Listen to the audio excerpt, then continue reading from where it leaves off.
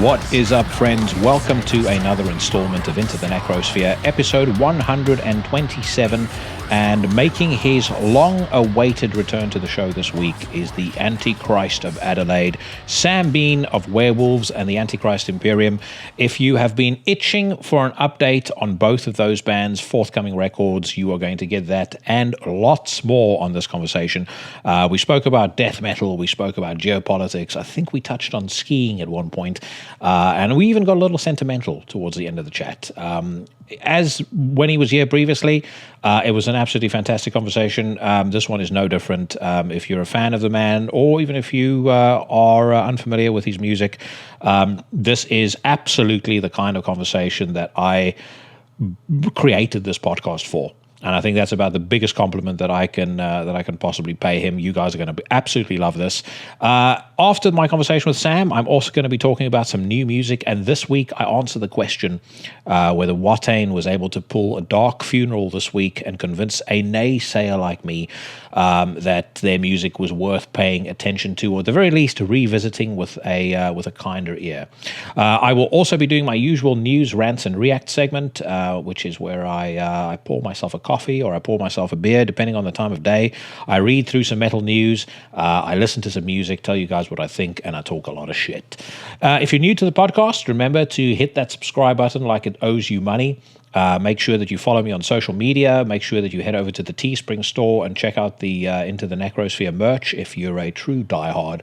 And if you can give me a 5-star review, share the show, like, comment, whatever you can possibly do to help me hack that algorithm. It really helps the show grow. And it helps me get great guests on, like the guest that I've got on today and also the guest that I've got on next week. So, big announcement. If you have listened to the podcast for any period of time, you will know that I'm a big fan of Crowbar. I have been itching to get Kirk Winstein on the show more or less since episode 1, and I finally did it. So next week, Tuesday, Kirk from Crowbar is on. We spoke for the better part of 80 minutes, and he was just as cool as I remember him being when I first interviewed him for Metal Rules. So that's going to be coming your way. Also, I'm going to do a Friday episode this week. This coming Friday, I will drop an hour conversation that I had with two of the gentlemen from Casket Feeder. Great up-and-coming band. Very fun conversation. And I figured that since the last Friday episode went down so well, I'd throw you out another one. I've got a couple of other great guests in the pipeline. I also have a pretty big announcement coming in the next couple of weeks. I'm not going to say much more about it because I kind of need to get my head around all the details of it first. But what I will say is if it pans out like I suspect it may pan out, it is going to be an absolute game changer for this show. And you guys are going to be there to witness it firsthand. Now, when you're done with this week's installment of the podcast and you don't want to wait until Friday and you think that the only other alternative to listening to the podcast is to either go back and listen to it again or to start taking drugs, the answer is there is a third option for you. You can head over to my fellow horsemen of the podcast apocalypse, the great Everything Went Black, the mighty Necromaniacs, the sinister Horrible 666 podcast, or the inspirational Iblis Manifestations. It is so fucking cool, this scene that we are building around these 4 podcasts, and obviously, actually 5 podcasts, I should say, including mine. I've had several of the folks from those podcasts on the show. I will have some of the other presenters and co-hosts on here at some point, hopefully down the line as well. But all of those shows are great. Definitely worth your time. And if you're into horror music, if you're into metal, if you're just into intelligent conversation, you can definitely cast aside your pro-Antifa nonsense or your far-right conspiracy theory podcasts. These are wholesome podcasts delivered by fine, upstanding, intelligent men. Anyway, folks, on that note, I'm going to shut my mouth and I'm going to get this show on the road. Let us welcome back to the show for the second time, definitely not the last time, Sam Bean of Werewolves and the Antichrist Imperium.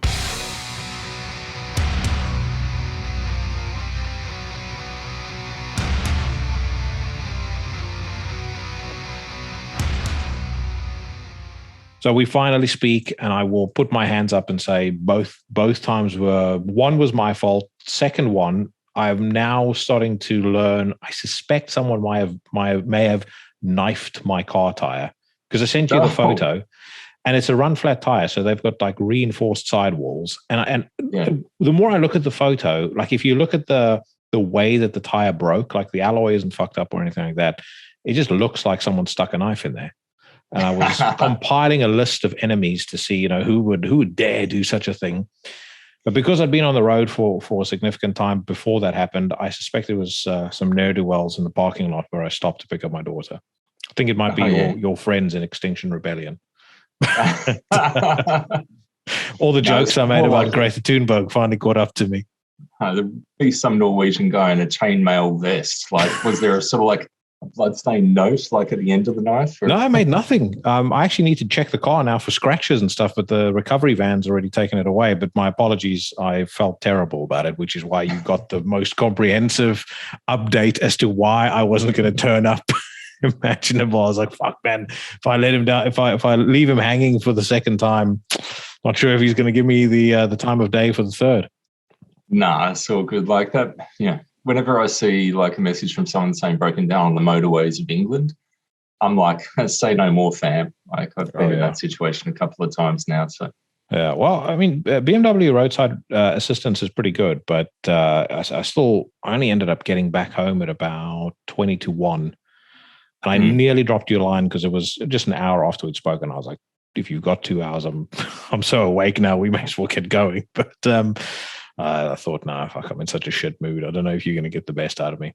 But how have you been doing, man? Last time we spoke, so I can't fucking believe that it's been well over a year, because we spoke, I think, on January 4th. And I remember this because January 6th happened.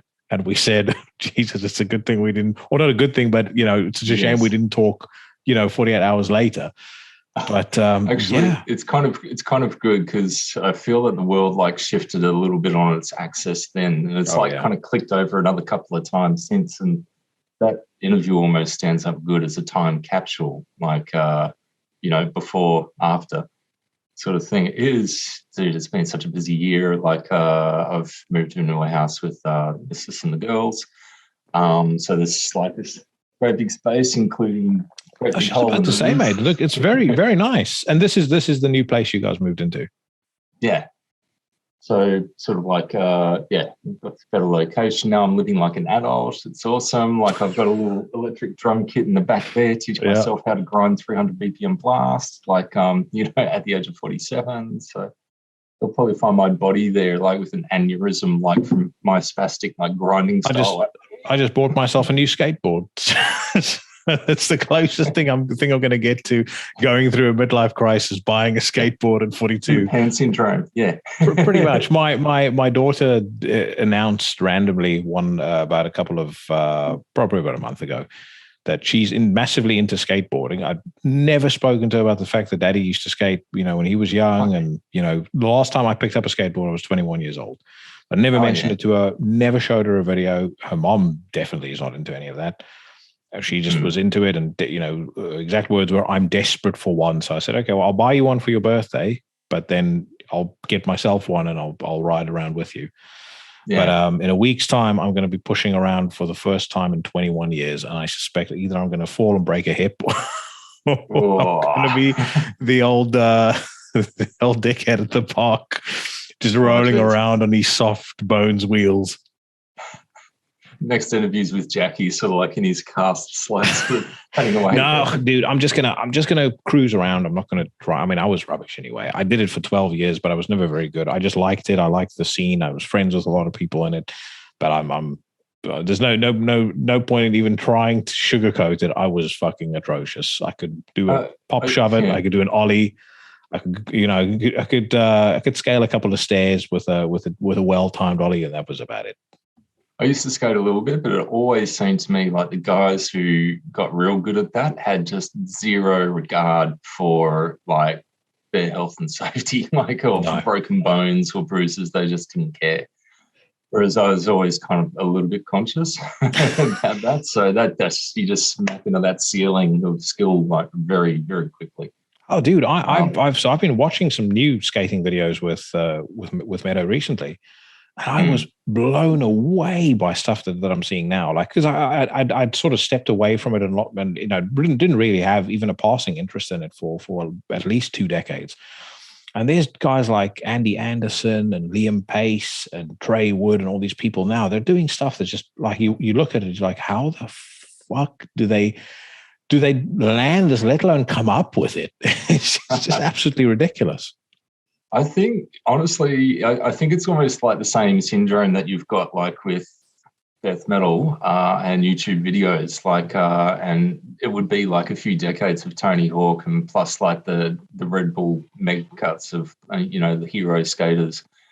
If you grow up and you're just seeing like this next level, even if it's like just a good edit, even if it's just a game, like there's some bit of you that sort of like goes, well, that's how you do it. And, that's, I think, why we're getting this crop of like absolute killer drummers and like, maniac vocalists at the moment. It's like who can just go absolutely blistering because like they've sort of grown up with my generation, just like, taking every shortcut in the studio that we can. And they're kind of like gone, oh, that's the real thing. That's how you're supposed to do it. And it's just lifted the level. Like, and you see that across sports as well, like skiing especially, which is like my other big love. But yeah, everyone's just taking this big hike. I've never ever skied before, and I've got a friend of mine who's like sworn high and low the best thing you could ever do is to come skiing with me or to come snowboarding. Never ever done it though. The only closest I've come is cross country skiing, and I hated it. but I know downhill skiing would be great.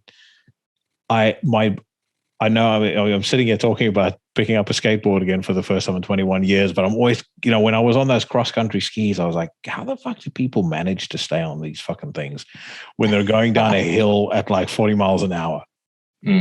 Cross-country skis suck, man. Like, I know people who swear by them, never enjoyed them. It's downhill skis for me. And like getting dropped off at the top of a big snowy mountain, like with other snowy mountains around, earplugs in and like burrs them on and, off you go. Like, it's a good feeling. And especially if you, like, I'm not a team sports person at all. Like the only team sports I do is playing in bands.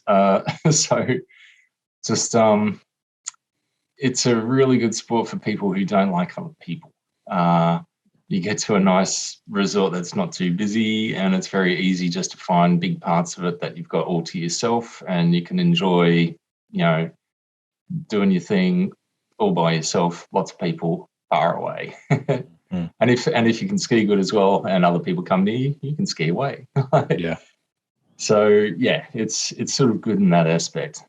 Yeah. Well, you have assembled and you're talking about young bloods all the time, but you have assembled a very formidable team in Matt and Dave. And I will definitely say this to you, mate. I don't care what vocalists are coming out. I'm not saying this to placate you. I say these things from a place of sincerity. You are hitting your stride as a vocalist in ways heretofore unseen. Like listening to this death metal EP that you guys have just put out now. I mean, I've also heard the full-length album. It's fucking fantastic. When you hit that line on Harvest of the Skulls, line them up for execution, I stopped and I was like, that's the fucking coolest death metal line I've heard since Glenn Benton was yelling "kill him" in Deicide. I mean, it's just absolutely badass. Question for you: was that vocal recorded after your surgery or before? I think that was the last bit of vocal I did before surgery. I think it was like the week before. I kind of dashed in and got it done, like going, oh, I better get this done. Like, don't know when I'll get my next chance or if I'll ever be able to do this again. So I kind of went in like going, this might be the last death metal vocals I ever do if my vocal surgery doesn't go right. I just had this extra sort of like crunchiness and, screechy moistness to it all that kind of worked. Everything worked as it should have. Like one thing I have noticed, like after surgery, like I think I've only done one big full album after that, and that's Werewolves album 3. And there's good things about the performance, like the timings and the lyrics seem to have like chomped up a little bit, but it was very hard. Things that used to take like first take would take 3 or 4 just because like my voice would break or run dry or stuff like that. So in terms of just sheer vocal explosion, to me, to everyone else it will sound all right probably, but like to me it sounds a bit more almost monotone. So yeah, I'm gonna differ with you there because I've listened to the album multiple times. I think so. Matt had said to me he thought your vocals sound better now, and I agree. I don't, maybe studio trickery, and I know you get do overs and stuff like that. It's not like being on stage or being in a band room, but firstly, I'm a fiend for the way you phrase vocals. I said that to you before. Like I think death metal vocalists ought to spend a big chunk of their time listening to No Omega by Eric B. and Rakim, because they need to understand how vocal phrasing and vocal hooks work. And you just got that nailed down to a fucking, you're peerless as far as that's concerned. You're like the Andy Anderson of fucking death metal vocalists as far as vocal phrasing is concerned, because you make every single line, and it's true of Antichrist Imperium, which we'll talk about in a little bit, and Werewolves. You nail every single one with more attitude and more like just raw testosterone than I've heard in years. And I love it. So I've made a joke on the podcast when I reviewed death metal, and I said the next record needs to be called "Making Toxic Masculinity Great Again." It's like Werewolves to me. It's the most like naked expression of masculinity, very much with the tongue in cheek, but I mean, like really like caveman level masculinity. It's fucking brilliant. Yeah. Oh, look, I think a lot of, I say it often, I think a lot of death metal vocalists like get their album, and for them, the vocals, it's almost like the afterthought after everything else. And it's just kind of like, just got to get something down. Like, doesn't even have to match lyrics or anything like that. And so you just get this formless, like, sort of incantation style, just like wafting over it like a big shapeless miasma. Works well if you're like incantation, but for everyone else, maybe not so much. But vocals for me, all music, like the vocals are kind of like the alchemy kind of component where like, you get some fine quality lead like off the dudes, and you've got to sort of like work a bit of magic to turn it gold. There's been plenty of times like Matt's riffs are awesome, Dave's beats are awesome, they're both awesome. I can't say that enough. There's plenty of times they'll hand me something and they'll just be like, dude, I don't know about this, like, see what you can do with it. And yeah, just if you manage to get the hook lines right or like tap into some sort of feeling, then you can just turn like a good thrash blasting gallop section into something that just makes you want to headbutt through a wall. Like that's sort of what it's about as well. The whole toxic masculinity thing that makes me laugh. Werewolves is like, for anyone who's listened to this who hasn't heard, it's toxic as fuck. So worried about the day people walk up to me and like try and say, oh, I love the lyrics, I live my life by them, I truly believe in them, and it's going to be like, oh, dude, wrong way, go back. I'd say that's rough. Yeah. Well, like I said, I mean, you can. I mean, again, probably knowing you guys, I can tell obviously that tongue is very much in cheek, but I will say this. I mean, last record was on my top 20 of 2021 list. It was also Mike Hill of Tombs. It was we kind of had you guys at the same spot, number 3. But I mean, this third record is such a fucking step up. And hopefully this whets everybody's appetite. But there's a lot of Werewolves fans that listen to this podcast. I can say unequivocally, it makes the first 2 records, both of which I loved, sound demo grade. It's the level of chemistry between the 3 of you is starting to sound so natural and so effortless, and it really translates on this record. It's like this record has, weirdly enough, it's a more musically accomplished record in my view, but it also sounds even more spontaneous than the first 2. Mm-hmm. Which is funny because the background on it is that all drums, guitars, and bass for it were, recorded at the same time as album 4. So when we recorded album 3. We recorded album 4 at the same time. In fact, it wasn't album 3 and album 4. It was just like this massive sack of songs. So yeah, it was a little bit of a grind mission to get that one done. I don't think so. Apart from that, not too much changed about the writing, I think. But yeah, it's by now the whole thing sort of fits a bit like, you know, a comfy shoe or glove or anything like that. And also, yeah, now we've got about 2 albums worth of, like, when we've finished it and we're listening to it, 2 albums worth of kind of like, oh, I should have done that. That would have been cool. You know, kind of like items to sprinkle all over it, like the next time round. So yeah, it's benefiting from that. Yeah, it's a bit of a weird one when I listen to it. The first song to me, it almost sounds like Hate Eternal, like kind of at their best, and then it just kind of like goes and goes full black metal, sort of like in the last bit. And I was just about to say, I love that Matt is giving over to the black metal influences. It suits you guys so fucking well, because it's just enough to retain the, like I said, the high level testosterone. Yeah, but it's you know, it just enriches the whole experience. Like, as you say, you know, it could very easily have been just another blasting death metal band, but because of those touches thrown in, and because Matt honestly is becoming a riff writer on a level with guys like Matt Pike, Dimebag Darrell, people that as soon as you hear their riffs, you know straight away that's a Matt Pike riff, or that's a Dimebag Darrell riff, or that's a Kirk Weinstein riff. You know, you're starting to know straight away that's a Matt Wilcock riff now. Yeah, because it's a machine, eh? It's ridiculous. It's fucking insane. But sorry, I didn't interrupt you, but I just needed to mention that. It's all good. So, yeah, on sec, not enough coffee has been drunk, so I'm kind of like, where was I? I was about to say, we're on opposite ends of the spectrum. I'm having me a very, very good glass of Argentinian Malbec. Ooh, nice. I've become a massive wine fucking nerd ever since two things. Ever since I went to South Africa, and ever since I interviewed Gol. I was like, because I started talking to him about. It was a wrestle to get the conversation going. When I started talking to him about wine, he really opened up, and I sat thinking afterwards, man, I should have paid more attention when, you know, people I know who are really into wine have tried to educate me about it.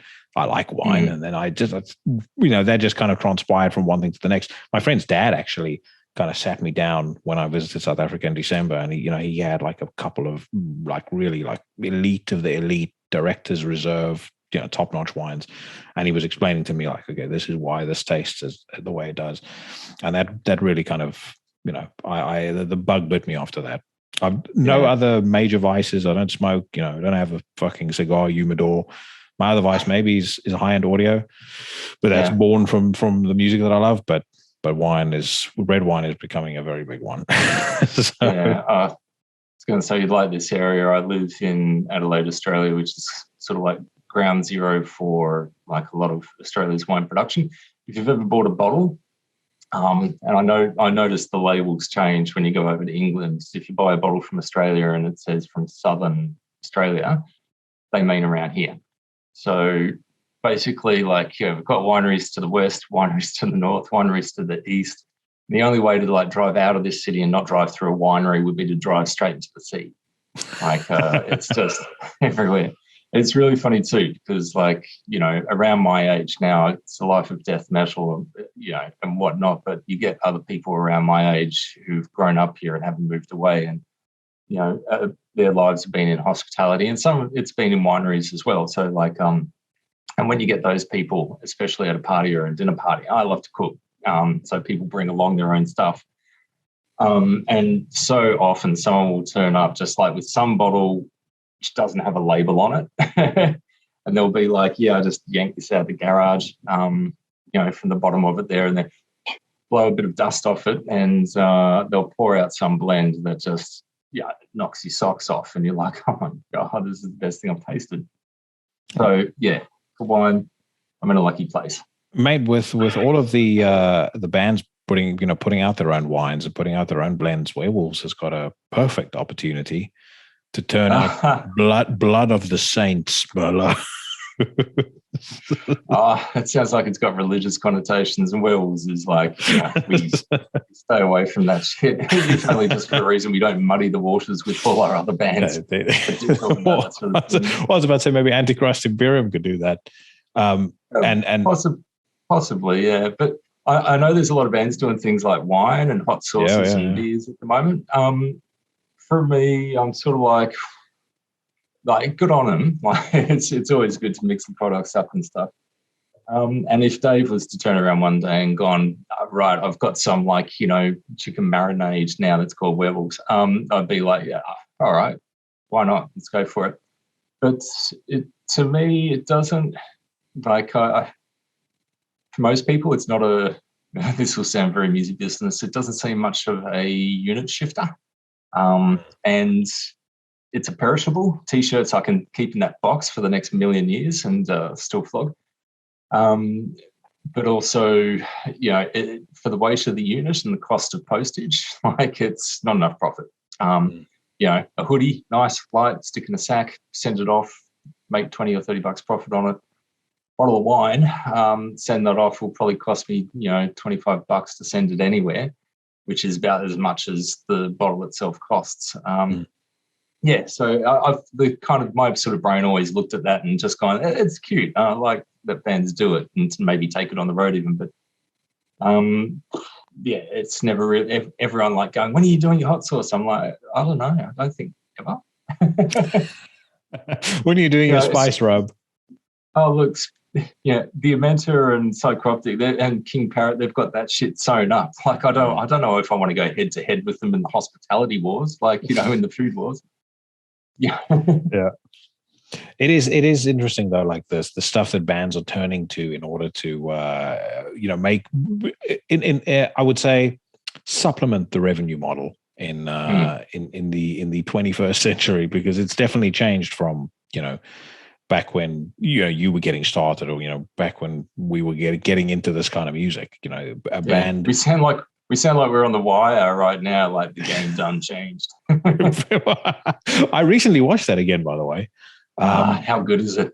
Oh, dude, timeless. Absolutely timeless. And it was the first time that my fiance had watched it. And I said to her, like, what blows my mind watching this is how much of it, number one, is still relevant today.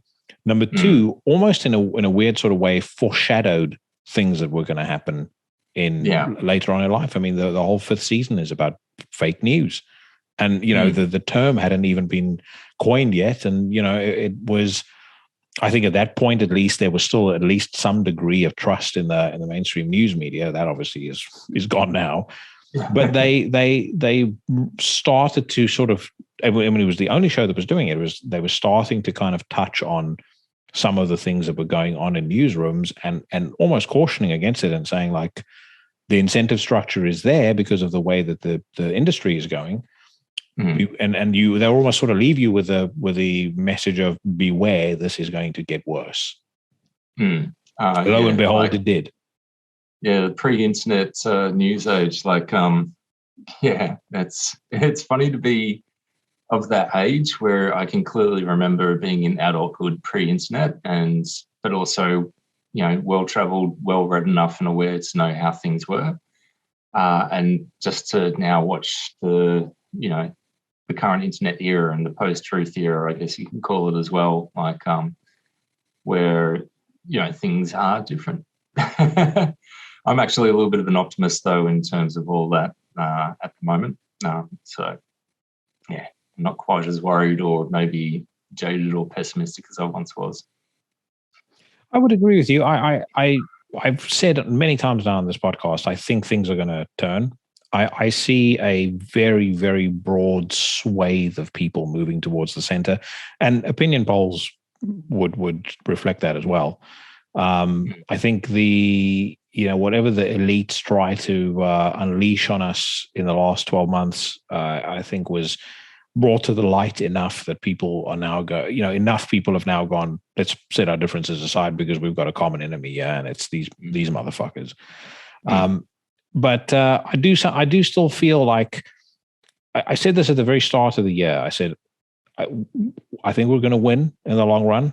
But I think when you cut the tail off the snake, it's far more dangerous than when it's just sailing through the tall grass. We're going to see some fucking wild stuff between now and the end of the year. I was going to say that's what I see sort of happening now. I'm one of those guys, and I try and keep myself away from conspiracy theories or things that are my own opinion. And I tend to shut up about that because I think my own opinion on things is largely worthless. But if I have a conspiracy theory for the last few years, it's that the amount of disinformation that's entered the Western information ecosystem, I guess, a lot of it has come A, from China, B, from Russia. And one half of that equation has been taken out at the moment. So I'm interested in seeing how that filters through. Now, I could be completely wrong. It might have no effect.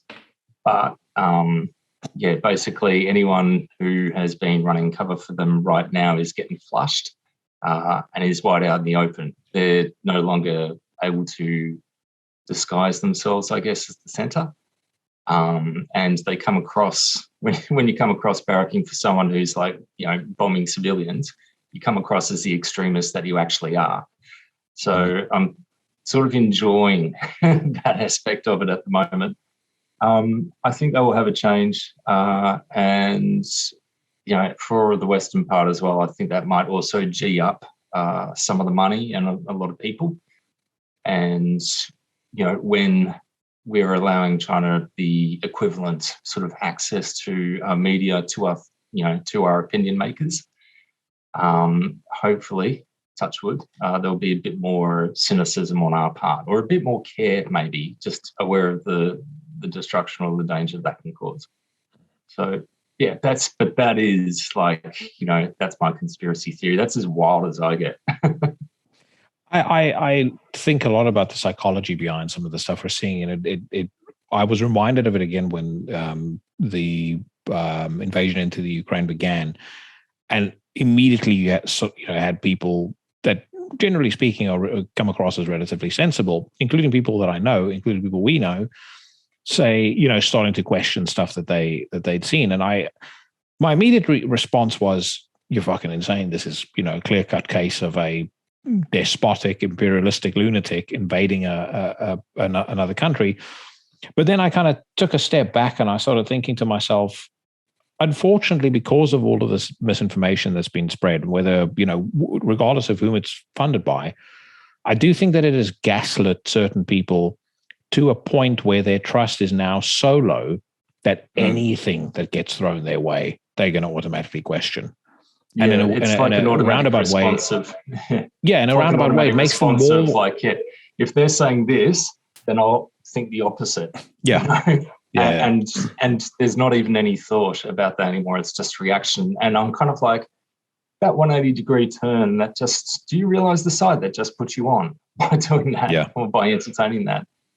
It's funny too, because you see it, you're seeing it on both sides, right? So I think Ben Shapiro made a very good point, and he said the left in America hate Ron DeSantis so much that he could tell them the sky is blue and they'll immediately go apoplectic about it. And exactly the same thing happened with a Russia-Ukraine invasion. You suddenly had people on the right defending Putin, and you're like, where the fuck do you come on this shit? It's like, it's and again, I feel like it's part of the mass gaslighting that has taken place over the course of the last several years, and it's gotten to a point where people, I wouldn't say they thrive on it, but in a way, maybe they kind of feel comfortable being in that perpetual state of questioning, disbelief. Like, no, it's bullshit. This crazy theory makes a lot more sense. I think the more sort of disinformation you get is exposed to, and the more doubt that you have, the more that you find just some slim sort of stances or principles to adhere to come hell or high water. Funny you mentioned DeSantis, just hearing that name makes me go, oh, like that. The makes me go, Florida. Anyone going, he was the one talking about how Australia's running concentration camps. And, the very same week, I think that AUKUS, or the military pact, was declared between the US and Australia and England. He was suggesting, like, in one breath is, going, am I going for VP or aren't I? Playing footsies. And in the next breath he's saying we should break off diplomatic relations with Australia because they're now a fascist dictatorship. And I'm like, bitch, what? Fuck off. So, yeah, like I hear his name now. And I do understand that for Florida, he's done a couple of good things. There was something he did in education the other month, and I heard that and I was just like, not bad for a fuckhead. But him and any of those Americans that like spent any time during the last 2 years listening to our attention-seeking fuckheads from here about Australia's become like the Nazi Vikings, fucking like people. Fuck off! Like it's just I got no time for the ignorance anymore. Like I think something snapped around about the time that's I think around about the start of this year, a full year post like January 6th last year. Like I think. I just fully hit old man intolerant mode, and for years I'd sort of like been okay. So, you think Trump is your savior, your evangelical savior? Okay, we're still friends. It's cool. I think you're crazy, but we're still friends. And then like 2 years of pandemic and sort of like seeing societies get hit with like coronavirus at the same time, and the anti-vaxxer ones aren't sort of like, having a massive spike, but you got your Hong Kong that's just all ending up in hospital. And I'm kind of like, and they're saying it doesn't work. And I'm like going, that's totally cool. I respect, different points of view. I could be wrong. Again, I think you're fucking crazy, but like, that's all cool. And then I think I got to this year and sort of like people going, what's it? So Sam, tell me as an Australian, what's it like living in a fascist dictatorship? And I'm just like, just fucking suck my dick. Like, I don't have time for your ignorance anymore. I don't have time like for, if someone's going, hey, what's it like in Australia? And I'm like, dude, it's pretty chill here. Like I've been locked down of some total of 1 week in the last 2 years. It's not a homogenous country. There's different states playing it different. Matt and Dave certainly copped it different or whatnot. But, if people aren't aware of like the differences between states, but they want to tell me that we've suddenly become like worse than China, I'm like, I don't have anything in me to tolerate them anymore or to play nice. I think I've snapped. I agree with you, and I think the snap for me came with the Ukraine invasion, and I made a conscious decision after day one of the news of I'm not going to even watch any news, news pieces on this any longer. I'm going to follow Peter Zion. I'm going to follow people that know their shit, and that's it. I'm not interested in anything else. I've I was about to say, and that has filtered into a further, expansion of my view that the majority of Western politics is performative bullshit. They are all in on the same in on the same con, and the con is very easy: remove money from your pocket, put that money in my pocket. That's all they're in on. There's all of them: Republicans, Democrats, left, right. In the UK and Australia, everywhere. They all go into public service, come out super rich, and no one ever bothers to question how this is happening. I mean, Jill Biden is a great example. Got paid a $3 million advance on a book she published, I think, in 2016 that sold 7,000 copies. And no one ever goes, gosh, that's a bit weird. Why would anyone pay her $3 million in advance on a book? They thought she'd make as much as Michelle Obama's book would. Of course, because everyone is so interested in Jill Biden. So it's like, it's performative nonsense. All of the stuff around, all of the scandals, all of it never leads to anything. All it ever leads to are it's like they're trying, it's like a fighter, doing a highlight reel, like an actor doing a, what do they call it? Like a fucking buzz reel or whatever. A show reel. A show reel, yeah. It's basically a show reel for their next election. And I bet you behind the scenes, it's like pro wrestling. They're friends. They most of them probably, hang out, sip a few cocktails and laugh at all these fucking saps that buy their crap, hook, line, and sinker. No, it's the opposite. They used to be able to. I was going to say, like Australia, they still might. But I know in the US, like Newt Gingrich forbade like Republican senators from moving their families to Washington, D.C., so they couldn't be part of that hobnob. And that's when like the the more combative modern version of the Republican Party emerged around about then. So I think that was in the 90s.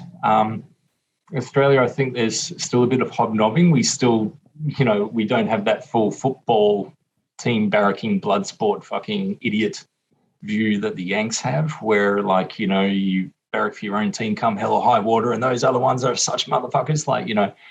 I just watched that. I got no time for it. But in Australia, there's still a little bit of the idea that you can actually sit down and share a beer with someone. That's probably a performance as well, but it's still there. I think you're right in that a lot of it is a con, just trying to extract money from your pocket into theirs. I remember being on tour actually years ago, crossing from the US into Canada, and we were having to pay so much for the entry visas or whatnot, and then it still wasn't a given. Then they'd decide after you've given them the money whether or not you could move from one country to the other.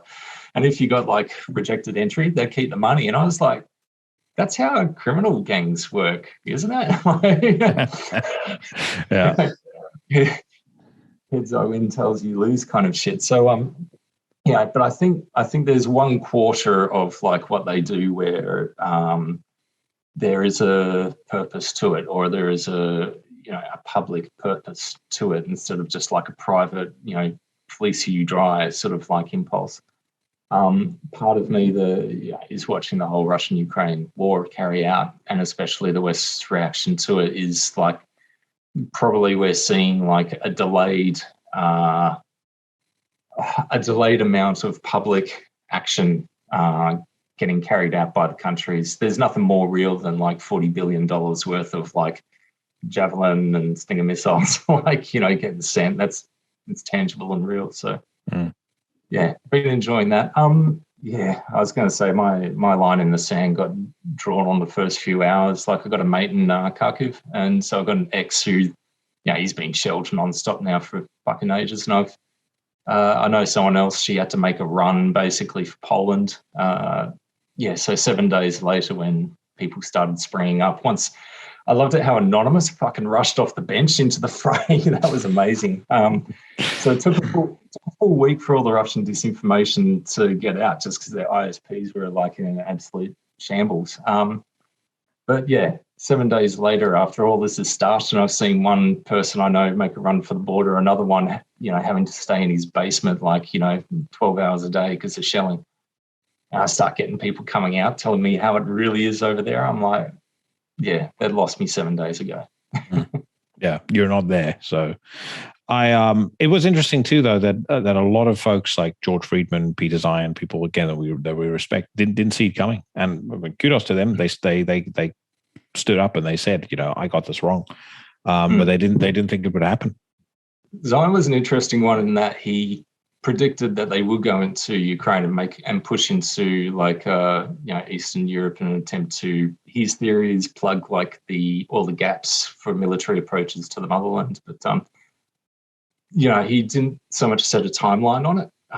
But anyone who's coming out going, we didn't see this happening, they're the ones I want to listen to, because at least I know I'm getting an honest take out of them. Yeah, no, I agree. I'm very, very excited about his next book. I read Disunited Nations probably around, was it before or after I spoke to you? But either way, it was before you'd spoken to me. Yeah, it must have been. So, it was we fucking both excellent. went Peter Zion at the same time. Yeah, well, it was while I was living in Kingston, so it was definitely before I spoke to you. But I'm super excited about his next book. And I think he's distinguished himself as a guy who really knows his shit. And I know exactly what you're touching on right now, because he's dropped hints of it in his newsletter.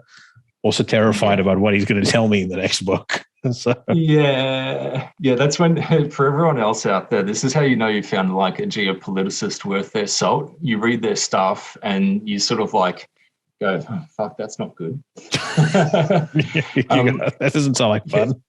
Yeah, Ian Bremmer is another one that I kind of listen and read to him a fair bit. Just it's not a pleasant experience.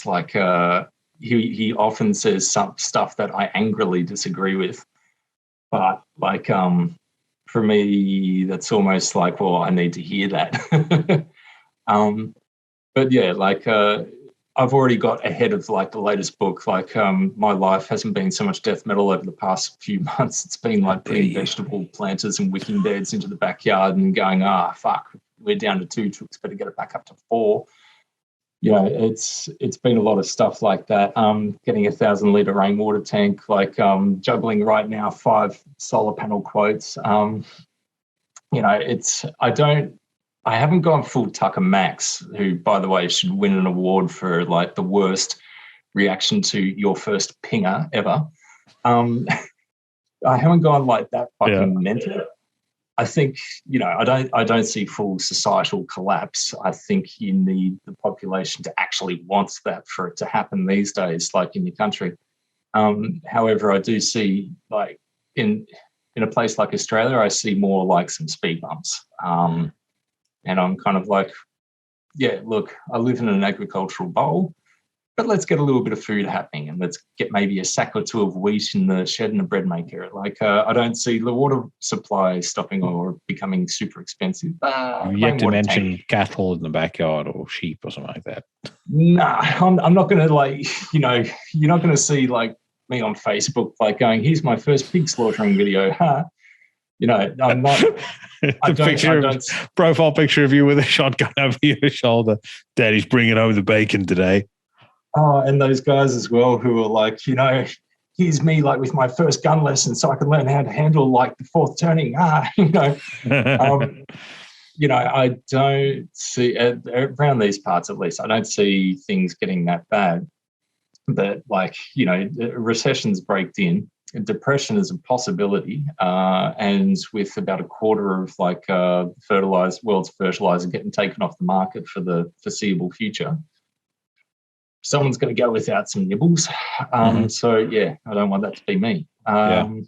That's the thing. A lot of people don't see that coming, and it, you know, when you talk about it, it sounds like doomsaying, or you know, you sound like Alex Jones screaming at the sky on Infowars. But I mean, there are supply chain shocks coming as a result of a basic thing like fertilizer. I read somebody's tweet today who said that the price of fertilizing their farm had gone up from something like $1,000 to $12,000, and it's, you know, if they said they run a small wheat farm and things like that. And you think to yourself, if you extrapolate that across major, you know, agricultural centers and things like that, one of 2 things is going to happen. Either the price of food goes up or the yields go down. Either way, the outcome is not good. Yeah. So, yeah, I think we're the same. Like, I'm just making sure that there's a bit of extra food getting around. Yeah. So, you know, if there is like a big crunch or collapse, then I can scale up like, you know, easy. I'm not starting from like full scratch. I know how to like, you know, plant a seed and sprout it, or how to pull an egg out of a chicken's ass. You know, so have you got chickens too? Yeah, we've got 4 chooks. But yeah, it's just basically for, you know, recycling all the cutoffs and a good supply of eggs. Yeah, we have 5 sheep now, but one of I have one of them. One of them nearly became Easter lunch the other day because they're so like the most fucking disobedient animals you've ever come across in your entire life, and they jump like I've never seen. I mean, their vertical leap, they can have like a fucking sheep basketball league because they just scale and jump most fences, and this one just was insistent on it. I don't know if he was freaked out by the dogs or what it was, but I was like, dude, you could be fucking happy we don't live in Texas. If I have to come out here one more time to get you back into your enclosure, I'm going to lose my shit. He's like one of those people like locked in their apartment in Shanghai. You need a drone flying around saying, please control your soul's yearning for freedom. Oh, dude, that's fucking insane. That it's like the drone flying by saying your freedom means nothing. Yeah. Do not sing songs. Yeah. I mean, that's like some RoboCop shit. Oh, dude, yeah. Like I watched that. Well, one of the other guys I like read a lot of is Dan Wang.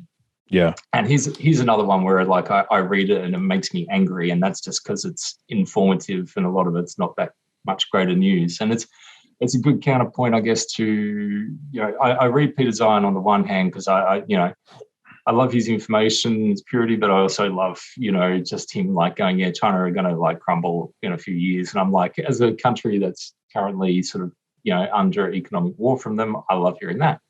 And then on the other hand, just, I have like people like Michael Pettis, the economics professor at like Peking University, sort of like painting a much milder picture, and Dan Wang, like I think he works for an investment company over there, or commodities trader. I forget. I don't know what, but dude's pretty well-traveled, well-read, well-educated, writes a mean essay. And again, he sort of like, he can paint both the good and the bad. And I'll read the bad and I'll be like, yeah, I'll read the good and I'll be like, fuck off. No, it's not going to happen. Fuck you. Anyway, he's stuck in Shanghai. So like, it's been amazing hearing his tune just like in the last month or so. All the people who wanted to button their lip because they were slightly worried about getting locked up. Well, they're kind of locked up now anyway. So they're, sort of telling it a bit more how it is. It's interesting. What are you going to say? I was going to say one thing with Peter Zion that I would level as a criticism. I do think he underestimates the power of culture. When he makes a sweeping judgment on where a country is headed, I think he possibly over-indexes on geographical and demographic factors versus considering the prevailing culture in the country and what that can lead to. Yeah, what that can drive a nation to achieve. So China is a good example. I mean, they're definitely going to have the 421 problem is something that is well storied. And for anybody that doesn't know, it means that I think by 2030, they're going to have 4 people at retirement age for every 2 adults working for every 1 child at school, which is a catastrophe from a social safety net perspective, is a catastrophe from a labor supply perspective. There's many, many reasons why it's disastrous for them as a country. And I think Peter Zion said that their population would drop to like 800 million by 2065. I think is the forecast, which is terrible for them. But that being said, they're ahead of forecast as well. Yeah. Yeah, but the thing is, I do also think that doesn't necessarily factor in their resilience, their intellect, their collective intellect, and the things that they might be able to do to overcome that. No one's ever going to accuse the Chinese of not being hardworking. And that is indeed a quality distinct from other countries. Like I say that as an Australian who's right down the other end of the spectrum. The slackest country you'll find outside of maybe somewhere in the Caribbean. But I always thought that about Zion. Like when you're trying to quantify the future, you go after quantifiables and the intangibles tend to get left behind. And it wouldn't even be so much like culture. I think it's people. You can't. This is more in the realm of Nicholas Taleb, the Black Swan. People are the Black Swan when it comes to geopolitical predictions. So, his predictions for countries don't count for a charismatic leader jumping up and being able to pull a country along in their wake. And it's funny, I think the world has eternally thought that can't happen anymore. But, you think of a country like Turkey without Ataturk, and the course he set them on for the next century. People make a huge difference. China with another hue, is a lot different, or would be a lot different to a China now under Xi. Russia, under Zhirinovsky, it would have been a hell of a lot different to one under Putin. Probably would have been the mess that it is today, except 20 years ago. It's hard to quantify people. So the way I kind of view his predictions, his predictions based on demographics and geography tend to be what's going to happen. But what he can't pick is the when. The when is the people.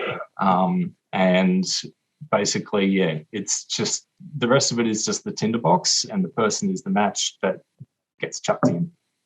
And that's the hard bit to predict. Coffee's I was about to say we much as the previous conversation that we had, all of a sudden the gear shifted about 9 times and we're into full-blown advanced geopolitics. Yeah, apologies to everyone who got onto this to like hear about, graves and death and stuff. Well, let's talk about that again, because one of the things that you guys did recently as Werewolves is you got together in a rehearsal room to potentially start practicing to play live. I mean, question: was the intent always when you guys started this project that you would play live at some point? I could swear that it was not. No. Like there was never a grand plan or a master plan with this sort of thing. The intent was to record some songs together, and just to see like how quickly we could do it. And when that was done, it was kind of like, do we see if anyone wants to pick this up? And when like a label did, then we were like, how funny would it be to have the next album recorded before like this album's released? Yeah. And then we did that a few times, and now we're like a few albums ahead. And like, I think, around just album 2 or so, I think we were kind of like listening to the songs. And I've said it before that like it's real weird with Werewolves when we record an album, because when we listen to it, our ears are about as fresh with it as like most people hearing it. When you normally record an album, you're hearing the same fucking songs for about 4 years. And a lot of them you've had to rehearse for like a year. Whereas with Werewolves, like, I'll have rehearsed it for a few weeks. And I'll have heard the album maybe about a dozen times by the time it comes out or so. When you hear it with fresh ears, we have that same almost fan reaction of kind of like, oh, this would be cool to hear live. And then we have that moment of like, fuck, that means we're going to have to do it, isn't it? It's just, it wasn't our intention, but we've sort of come around and warmed to the idea. And we were in a rehearsal room a couple of months ago in Melbourne, or actually just a month ago. And we just really wanted to see if we could do it, if we could do it live, or not live, but in a room together, because it had always been like a sort of studio kind of thing. But also to see if it felt good. It was entirely possible that we were going to be able to like grind our way through the songs, but it sounds great on CD, but sounds complete shit like when you do it out loud. Mm-hmm. But we sort of like, there's this strange feeling when we played each song and you got to the end of it and like the last note goes bonk like that, and we would just be like, whoa, all right. Not terrible. It had real impact, and it wasn't enough to rehearse it. We had to like be able to get through a song or a set and sort of go, yeah, I want to play that like live. Me particularly, I'm at that stage of life where like I don't want to go spending my time doing things that I'm not enthused about or don't want to do. I'm not going to do things just for the sake of them or to find out if I can do them. And so, I'm kind of like enthused about playing these songs and seeing what it does to a room full of people. It could be like a lot of zipped up like hoodies there, but it could also be a lot of violence. So I'm kind of interested. Dude, I think it's going to, if you guys do it the way I envision you doing it, I think it will go over very, very well. And it leads me to another question. Are you surprised by the level of enthusiasm for the band and the degree to which the enthusiasm is growing? Yes.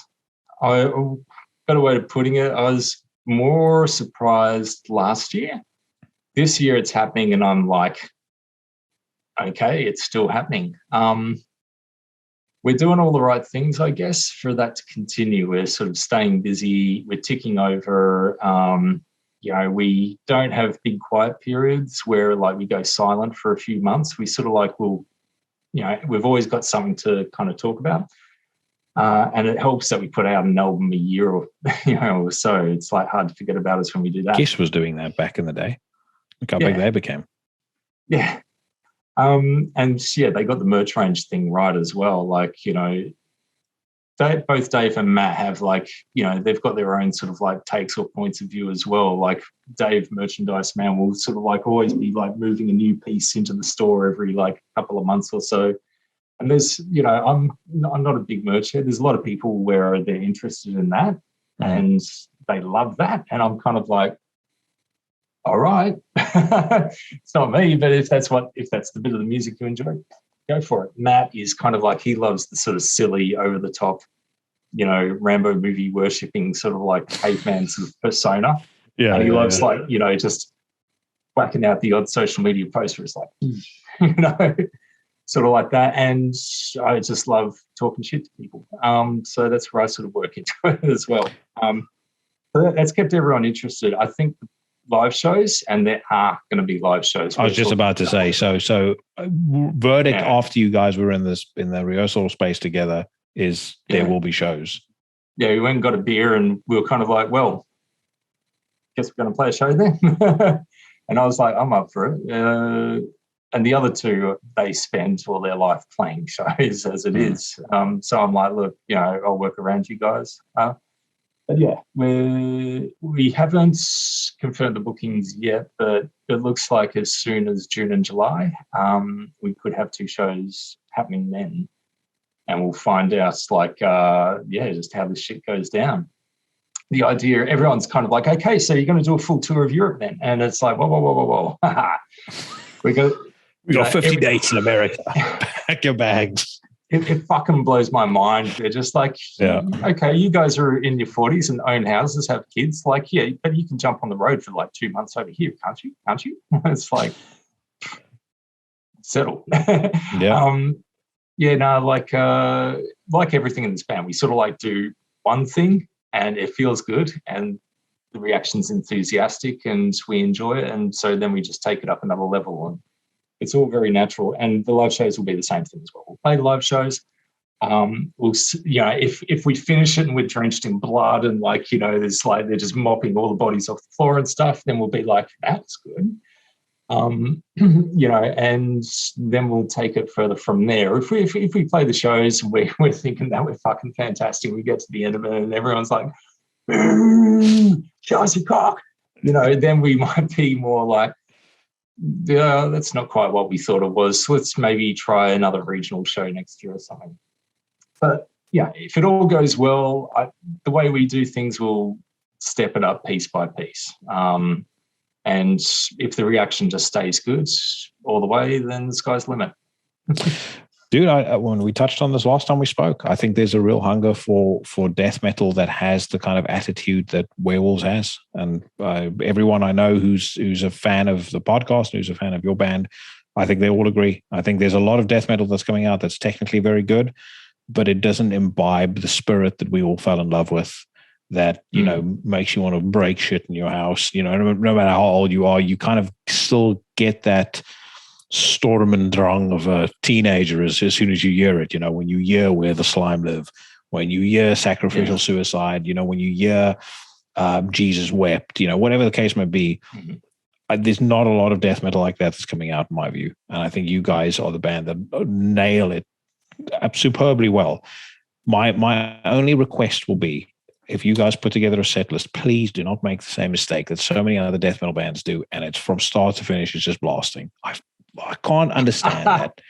So many, and it's a problem with black metal bands too, including Marduk, who who I love and I know Matt loves, but they've got so many great, mid-pace grinders that will go over so well live, and yet every fucking song is 300 beats per minute, which is fine, but you need dynamics at a show. I can't deal with shows that don't have that. And maybe it's because I grew up loving, Binge and Purge by Metallica, which is, you can say what you want about Metallica, but Jesus, and if anyone can go back and watch that set that they did in, I think it's in Mexico. No, actually, it's in San Francisco. The Mexico one. Yeah, they do in the Bay Area. Is that the one that goes for like 3 or 4 hours? Yeah. But that show that is a masterclass in dynamics. There's a fast song, then there's a slow song, then there's a song with some acoustic stuff. But it's like a constant build up and a constant vibe, and there's audience interaction, and there's bullshitting, and there's stuff you don't expect that doesn't cost any money. You don't have to do like Rammstein level pyro and stuff to make it exciting. But I so many times I see bands nowadays, and I think it's why I've gone to shows less and less. That spontaneity and that craziness that I love on stage, I just don't see anymore. Yeah. Yeah, look, I think we're comfortable enough as performers, musicians, and with the songs and stuff that we can sort of mess around a little bit. And I think also the charm of Werewolves is that it doesn't, unlike someone like oh fuck, I can't even think of a technical death metal band's name right now. One of them, Archspire. yeah, where like if they fucking know it, it's a big deal. Like because that's their thing. They're spectacular musicians, flawless, fearless musicians, and for them, it's about getting it right. For Werewolves, no, like we're, it's not about like getting every note right. One of my favorite live videos, it makes me laugh my head off. It's an early Libertines show, and they play horror show. And I think it's at some squash in like Camden or something like that. And half of them are fucked on smack. And, they're about a quarter of the way through the song. Someone's dragged like the microphone off the stage. Like Pete is like just passed out in the crowd or something like that. All the guitars have cut out. I think the drummer's the only one really still playing, just like the rest of it is just fucked.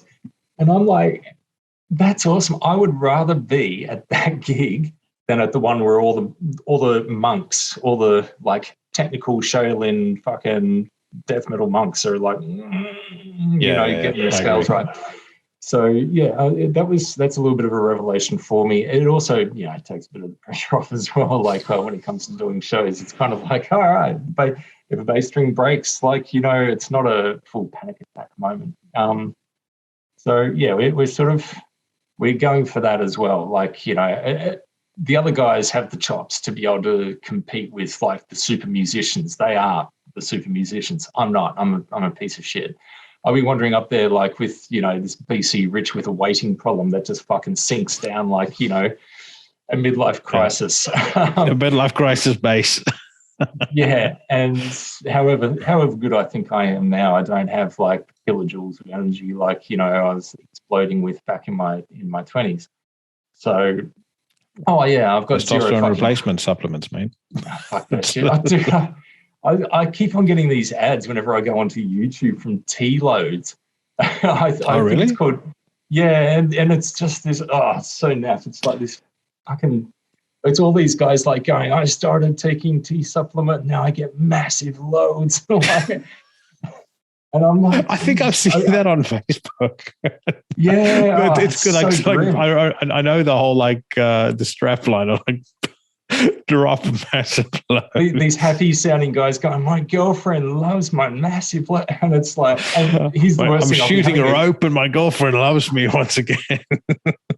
And I'll be like sitting there just like, having a YouTube night with the missus on my laptop. And she's like going, so what kind of stuff are you looking up on the internet, Sam? And it's like, dude, no, it detects my shiny head and it's kind of like, oh, this is what you need. Like, I will say this though, I have started using Tonkat Ali and it's fucking great. I've never felt better in my entire life. And it's like weight wise, sleep wise, mood, everything. It's absolutely fucking brilliant. I watched the Joe Rogan episode where he was talking to a doctor about like testosterone optimization. And the guy was talking about steps you would take.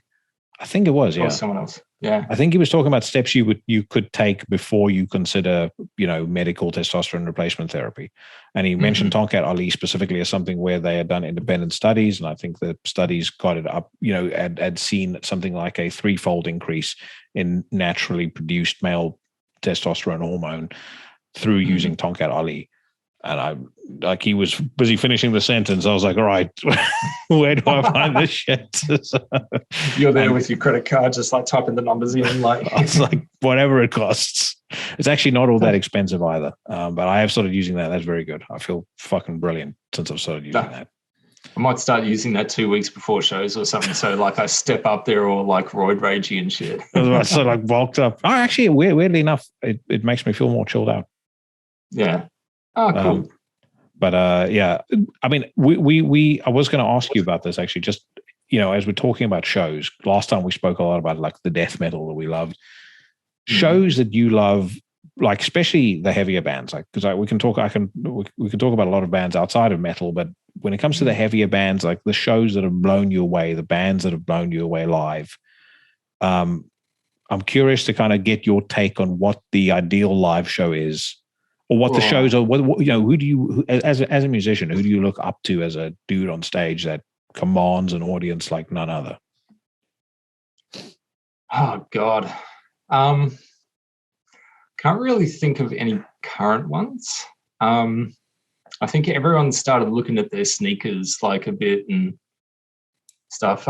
Look, Devin Townsend, no matter what music he's making, is always for me a performer worth watching, because he combines like not only just like the ability to just full mastery of his instrument and his voice, but with a bit of personality as well. And there's always a feeling of like what's going to come out of his mouth next. Like, so that's sort of like good. I kind of like that shit, but I have to think back a while. For me, the best ever was, not now, but back in the day, was Dave Vincent, around Blessed Are the Sick or like Covenant era. Like back when the band was all militant, wearing camos and, thought they were vampires or Nazis, That Covenant tour, I totally agree with you. I'll never forget seeing them, because this was back when I was living in South Africa, and that just being able to see a fucking clip of Morbid Angel live was a big deal. But I remember him being interviewed by Vanessa Warwick, and they showed this clip of them doing Blasphemy, and like, he's standing there in his camo and his combat boots. He had a really cool look in those days, and he's like, and that's our covenant to you, to always fill this world with blasphemy. Genius, absolute genius. Yeah, and like the death metal for me, when I got into it, like it was scary, and a bit of me was like, it should be scary, and those guys for me were the scariest. Like Deicide, scary, kind of like drunk uncle sort of scary, like, oh, I hope he doesn't get in the mood on the Jim Beam and backhand me, sort of like, but like, Morbid Angel was kind of like, for me, it was like, all right, there's something, they're wrong-uns. If I'm in an elevator and those guys got in, I want to get out. David always looked like a dude who took what they were doing extremely seriously. And obviously later with the leather appendages and whatnot, less so.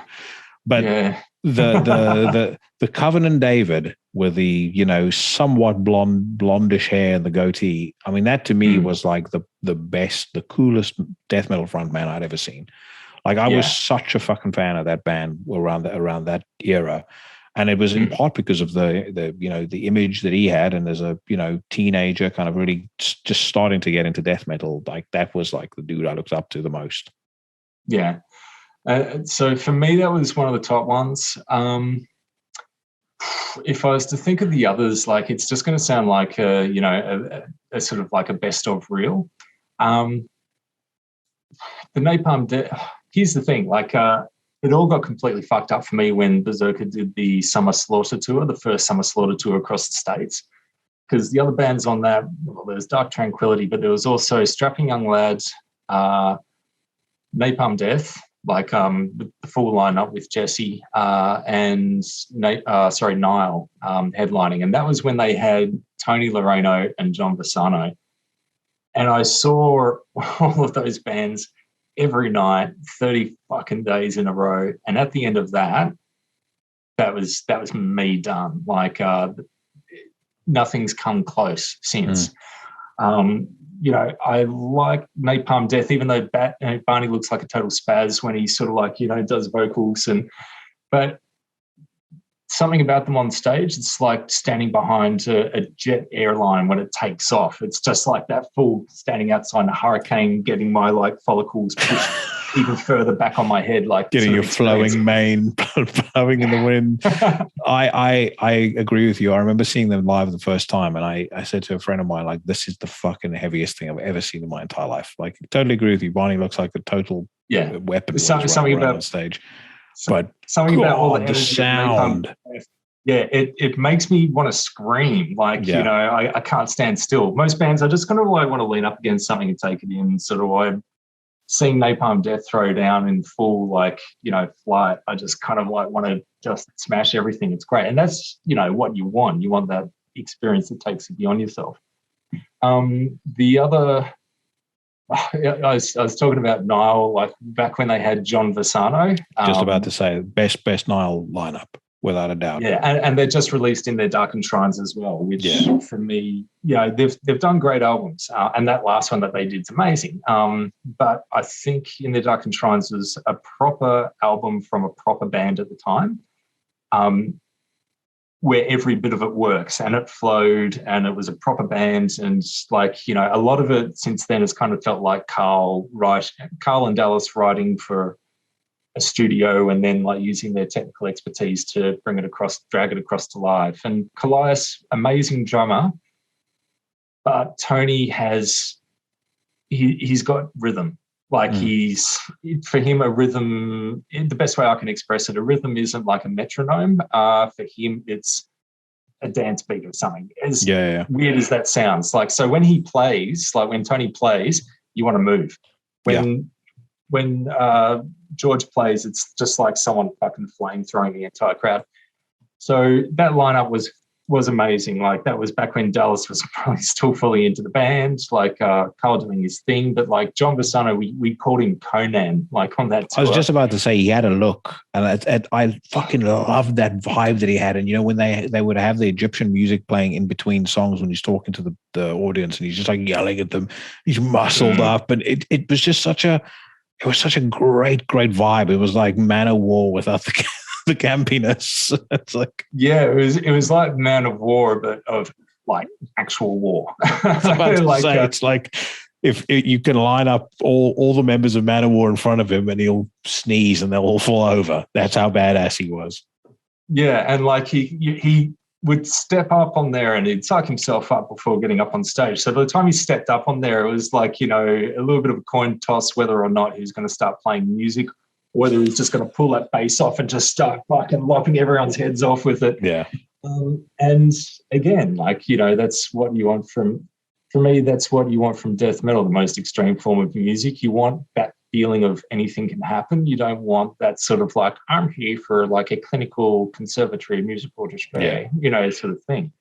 That's just almost a side effect of the energy. And that was them big time. That was like, I think Tony, I think I barely swapped a sentence with him on that tour. He was just kind of, I think, always lurking like in dark corners and shit, like, snorting gack. He's busy recovering from the night before. It's like, it's like a vampire having, seen the sun. He has to recharge his energies before the next day. Yeah. Good enough guy. But just again, there was, and it sounds weird. It's what I enjoyed. Like I almost felt like I was 15 again. He was the scary 21-year-old kid from around the block, like Hesher, where it's sort of like, I don't want to talk to this guy too much in case he like just fucking flips and starts kicking my ass. So yeah, that was a good mix of like a technical band with chops that could do it live, but also at the time brought a real vibe as well. And it was interesting for us as well on that tour. We're kind of behind the curtain a little bit, so we could see the conversations that they're happening about like stage performance and presence and all the rest of it. And it wasn't them just like getting, high or fucked up and wandering out on stage and throwing down. It was kind of like, we saw that for some bands, that might be the case, but for them, it was something that they had to work on and powwow. So yeah, those are the first ones that like spring to mind in terms of like amazing sort of performers. I'm going to kick myself probably in about 12 hours time. I'll be like, oh, what about this band and this band and this band? I forgot to mention them. So that's who I think of. I'm struggling to think of anyone really. As I get older, anytime I talk to people about like favorite live stuff or favorite albums, whatever the case may be, my rule of thumb now is, or someone asks me what's your favorite movies, rule of thumb is first five that pops into my head, because they are my favorite at the time. It's like, that's how it works. The ones I think about immediately are clearly the ones that are nearest and dearest to my heart. So, but I again, I've always loved anarchy on stage. Probably why I love, a lot of hardcore bands as well. I love two vocalists as well. That's one of my favorite things. Dual vocalist. I almost like the hip hop vibe, but put to extreme music. Despised Icon do that extremely well. I remember seeing them the first time and I didn't know any of their music. I can't even remember why I was at the show, because I didn't like any of the bands on the lineup. They just happened to be the first opener. And it's these two fucking just Neanderthal thuggish looking dudes from Canada, and they started ripping it up. And it's like, interplay with the vocals, and they got their moves on stage and stuff. And my jaw just hit the floor. I was like, this is fucking incredible. Yeah. That's definitely that's for sure my kind of thing. Again, it's like why I love Biohazard live so much. Yeah, like I do like that. That sort of vibe. And that's what I want us to do, like maybe a bit more when we're live. Just like, it doesn't have to be technically perfect, although that's what we'll be going for. But I want that sort of like that surging sort of anger feeling of like things happening. Not everyone like sort of, on their seats with their asshole clenched tight and their jacket like zipped up to their chinny chin. I want them, moving around kind of stuff. Yeah. And at the very least, I want to see if I'm able to do that as well while juggling all that shit. You'll be able to do it without any problem, mate. You've got the spirit. Now, speaking of the spirit, because I know people will have been listening to this, eagerly awaiting us to talk about this, I'm going to go on record right now and say it's going to be and I know there's an irony in me saying this, a fucking miracle if anyone releases a record in 2022 that is better than the new Antichrist Imperium. That I'm just going to say that now. It is fucking mind-blowingly good. I mean, on so many different levels. Firstly, you've got you in career best form. You've got Matt in career best form. You've got David in career best form. And then you've got Sam Loyns, who I've described before. And if he ever listens to this, I hope he knows, again, I mean this very sincerely, that boy has more talent than he fucking knows what to do with. Like his clean vocals are just like what he's done on this record. It makes, I mean, I love that Lost Voices album. It makes that sound like crap. It is so fucking good. Thanks, man. Look, it's funny you mentioned that Lost Voices album. Like when I heard that, I think I got straight back to Sam and I was like, can you guys get yourself like an agent or like, a PR agent, just spend the money on it? Because this is, if this gets in everyone's ears, you're getting a BAFTA. There's some great shit on this. It's fantastic. Absolutely fantastic. But yeah, they've got that random sort of like, we've done an album now we're going to disappear for like 2-3 years sort of thing. So, but the way Sam worked with this album, like, and his was the last input, like, in the space of about a week, he just like did singing over almost all of the album. Like, and so, when someone does that, when they're able to be that creative and put that amount of stuff out, for us, it was very easy. It was just like listening through it and just like taking out the best sections and just like going, that's how we did it. Just editing it down to the gold. But yeah, like this latest Antichrist Imperium, probably out of everything I've made, it's the one I enjoy listening to by far the most. It's I listen to it for pleasure. A lot of the other music I do, I put out, I'll listen to for a month or two and then go, all right, that's done, and it goes in the drawer, and that's another tick on my like life achievement list. With this latest Antichrist Imperium album, I sort of like I prefer listening to it than anything else. Like I enjoy listening to it. That it's sounds weird, but that's a big thing for me. Definitely wasn't an easy album to do. It took a long time, especially like when we've got used to doing werewolf stuff as well, where that stuff moves like on greased skids. It almost seems like Matt just kind of like blinks and an album materializes. I was about to say there's 10 songs worth of riffs. Yeah, and then like, a month or two later, like Dave's done drums, I've done vocals. So we were kind of spoiled in that we've had a few years of just that being so easy. And it probably didn't help as well that like, we're doing an international album with half the band in a different hemisphere in Plague Pit, London, like during the meat of a pandemic. That definitely tossed things around a little bit. most stuff, yeah, that you work on for that long and you work the material that hard, like, yeah, you're fucking sick of it by the time it's done. It's like, fuck this. But with this, no, it's like, no, I can't stop listening to it. I'm like, I got it on my work machine. It actually makes me look forward to going to work because I'm kind of like, yes, I'll like plug in the computer, load up all my apps, headphones on, listen to the album. Yay. It's a long one. Like it goes, I think it goes for over an hour. It doesn't feel like it, by the way. I mean, it literally, like, I'm like, when it's done, I'm like, where's the rest? What the fuck? It's one of the shortest feeling long albums ever. It's very dense. Like one of the things I used to sort of like hassle Matt about with his songwriting, like he'd write a song, and this was the original Antichrist Imperium material as well. Like that I heard before I was even in the band. He'd be like, "What do you think?" And I'd be like, subtract 2 minutes from this song. Like I was like, this bit here, is that necessary? And he's like, I'm like, is that supposed to be doing anything? Is there a vocal or like samples playing for that? And he'd be like, no. And I was like, well, chop it out. And I used to say to him, like, just edit things down until you got, do the Japanese method, get rid of everything unnecessary until you're left with like, the pure shit.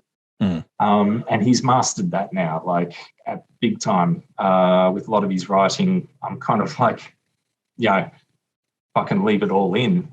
Maybe even repeat that section like once. And it's a really hard thing to do when you're doing, because there's songs on this. Anyone who's heard Antichrist Imperium before knows that it gets rocky and proggy, for want of better words. There's times where we're not fully headlong rushing through a song. And we're taking that time to explore, a particular vibe, or do a very subtle setup before we like get the nail gun out and put you to sleep. Before the craziness begins again. Yeah. For something where it gets that dynamic, like it's been whittled down to the absolute like necessary parts. So I think it's done it a lot of good. It's amazing for us, like mixing the album. We got Joe Haley to mix it again for a lot of the album, like for years. It's just like, fucking hell, this is hard work. And Matt and I are calling each other like, once a month or so going, all right, dude, don't fucking despair. It's going to sound good. Like it will sound good when it's done. And we take turns like reminding each other of that. And then sort of like, a few months out, like from the end, it's kind of like, all right, this is starting to feel good. And then like a few weeks out, it's like, oh, okay, this is really good. And then there's about 2, maybe 3 changes in the last week where the improvement curve just fucking goes exponential. And every mix that comes back is so much better. Everyone would be surprised how much the mix has changed from the very final one to a week before. And yeah, when we get it, it's just like, it blows us away. Something else that's pretty different with this album, I wrote 3 of the songs on this one, and like Matt and I were chucking like a lot more riffs into the phrase. So usually like with previous songs, it's Matt, and then it's Dave putting in his ideas, and Sam as well at the end. With this one, sort of like at the demoing up stage, it was myself and Matt again, probably the most equal writing we've had since Berserker Dissimulate. And then Matt, sort of like Dave got to work on it, putting his ideas in. So it's probably the more collaborative album out of all of them, or the most collaborative album. And as for the vocals, this is how long ago it was. I remember doing those vocals just as the pandemic hit Australia, like March 2020. And that was when I think the Grand Prix got cancelled in Melbourne. I think it was Lewis Hamilton like going, what, the entire Italian team's got fucking COVID and you're going ahead with the race? Yeah. Fuck all you guys. I'm out of here. Yeah. And then all the events started getting pulled, and like, then a month later the government decided they wanted it in. But I still remember sort of like I was reading all my news sources or whatnot, and I was in the studio like to do the Antichrist Imperium vocals, and I got a very early, very clear look at what the next few years held. And everyone's still walking around like it's normal outside. It was a very strange apocalyptic feeling for me. And that was the day I did vocals. So, yeah. So it's interesting when you say, when you talk about the collaboration on this record, because one of my observations of it is it's instantly the most brutal record you guys have ever done, but it's also by far the most experimental. I mean, the hinges are well and truly off. And if I had to describe it describe what I would deem the starting point of this record creatively, and maybe this is one of the reasons why I love it so much, but my favorite track off Volume 2 was Ceremonial Suicide Rites by a pretty significant distance. It was my favorite record of the year that it came out as well, but that song was the standout to me. If you like that song, my view would be you are going to shit your pants when you hear this record. That's without giving the game away. That's the best way to describe it. I can give away like probably some little bits and pieces. Like an example of how we were working. Like I think the very first song on the album. I'll try not to give song titles or anything. I'd written the guitar part for that to sound like, a Spanish, like a flamenco sonata. And I sort of gave that to Matt, and Matt, of course, plays it perfectly and records it. Then Joe put some effects on it. And then Dave is like, I'm not sure if guitar works. Can we do that like with strings or a piano? And sort of like, I've got a keyboard there. Started learning how to play it. I think last year. So I was like, okay. So I recorded like the piano for that part, and Sam I think did piano in other parts as well. And then we put that through, and it's like, oh, okay, that works. There's a fair amount of experimental stuff where Dave sort of came in about a year later, like going, try this, or have you thought about this, or So a lot of that sort of like it works. When we're rushing through maybe banging out a Werewolves album, of course, there's going to be no experimentation. It's just like run in the studio, get it done, we're out. With this, like when you're recording over a period of years, then you get the chance to like think up all your ideas and tell everyone as well and try them out. And that's not always a given. No, well, dude, as I said, it blew me away. And every single time I listen to it, I kind of get the same feeling that I got with the Aventus last record, where that record came out in February. I'd gotten it well before that came out. And when I got to the end of the year, my thinking was, album of 2021 is the one is my default to go back to. My default to go back to is always Antichrist Imperium, and it's been the same with both the first and second records. But this new one is something special. And like I said, I think all of you guys have turned in career best performances. I think anybody who's listening to this, if you're a fan of any of the four men I've spoken about, of any of their work, you're in for a treat. But man, there's some. It's not just that it's career best; it's that it's just one highlight after the other, like thrown at you. And that's the great thing about the record. It seems to kind of take these turns where I used to call them like musical orgasms. Like when we're young and you get the it's something simple like Barney Greenway doing a well placed or something like that. You even have that on this album, but it's like it's like one moment after the next. It's like that where you go like, wow, what the fuck.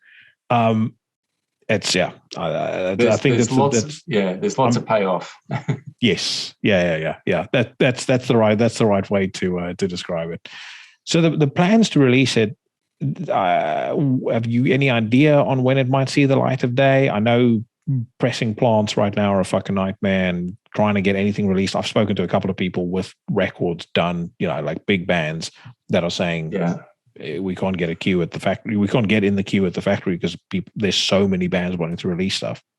It is very much like that. And it's, I think it's also, factories are struggling getting a hold of materials, and also like, catching up with backlogs as well from when everyone gets isolated and locked down. With Werewolves, like the death metal EP for that one, that was supposed to like come out, August, September last year or something. and waited all the way through to February. So there definitely is a bit of a delay. I think and don't quote me on this one, I think the label said September, but I think that was dependent on us getting all the artwork and materials through to them. I think they're through to them now, as well as like all the mixes and masters, so it should be good to go. But it's taken so long, and there's been so many hurdles and hiccups, like with finishing this album. I'm almost scared to like nail a month or a date for it coming out, but I'd see it coming out this year. Yeah, and again, it's funny, Matt and I sort of like chat going, it might actually come out this year. It's a bit of an exciting thing when you've been sitting on it since 2020, by and large. So it's funny, like we listen to, we're really pleased with patting ourselves on the backs and stuff. I don't know if anyone will listen to it. I highly doubt that people aren't going to listen to it, mate. You don't need to worry about that. It was interesting too. Matt was kind of the same in that I remember him talking to me about the record, at intermittent points, and it was the most unsure I've heard him be about any album that he, that he had spoken to me about doing. You don't have to be. I'll just put it to you that way. I'll be fucking beating the drum on this podcast, and I'm pretty confident the other 5 horsemen of the podcasting apocalypse will be doing the same. We've kind of one thing that's been awesome since you and I spoke. It's kind of taken on a life of its own. I have built this, or not I have built, but there has been this kind of groundswell of basically like-minded podcast hosts, and things like that, getting together, and we just seem to sort of share the same views on music, have very many similar interests as far as life and movies and things like that are concerned, and it seems to have kind of created its own community very, very organically. I'll remove I misspoke there, but everything went black, Necromaniacs, Horrible 666, and Iblis Manifestations, trying to come up with a collective name for it. I've settled so far on the 5 horsemen of the podcasting apocalypse. But between the 5 of us, mate, and call it the Black Circle or anything like that. Maybe I should. There'll be enough. There'll be enough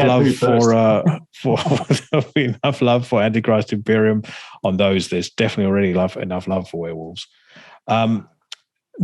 Antichrist Imperium wouldn't play live ever, I would assume. Nah.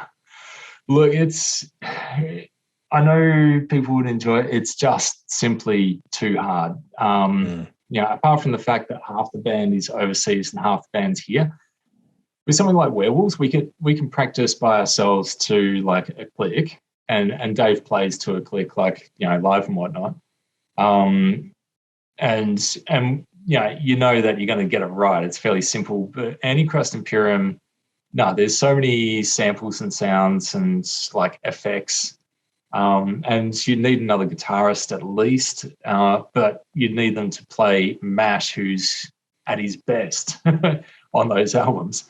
And those people exist, but to train them up and also get them locked in with you is another question altogether.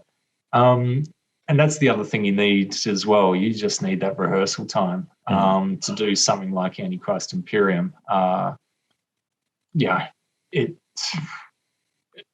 It's so difficult as to say like it's impossible. The only way it would happen is if some death metal fanatic millionaire wanted to put us all up in the one location for a month and pay for our like living and our houses and our shit, while we focus purely on practicing that material and getting it up to scratch, and then we'll be able to bang out a show at the end that might work.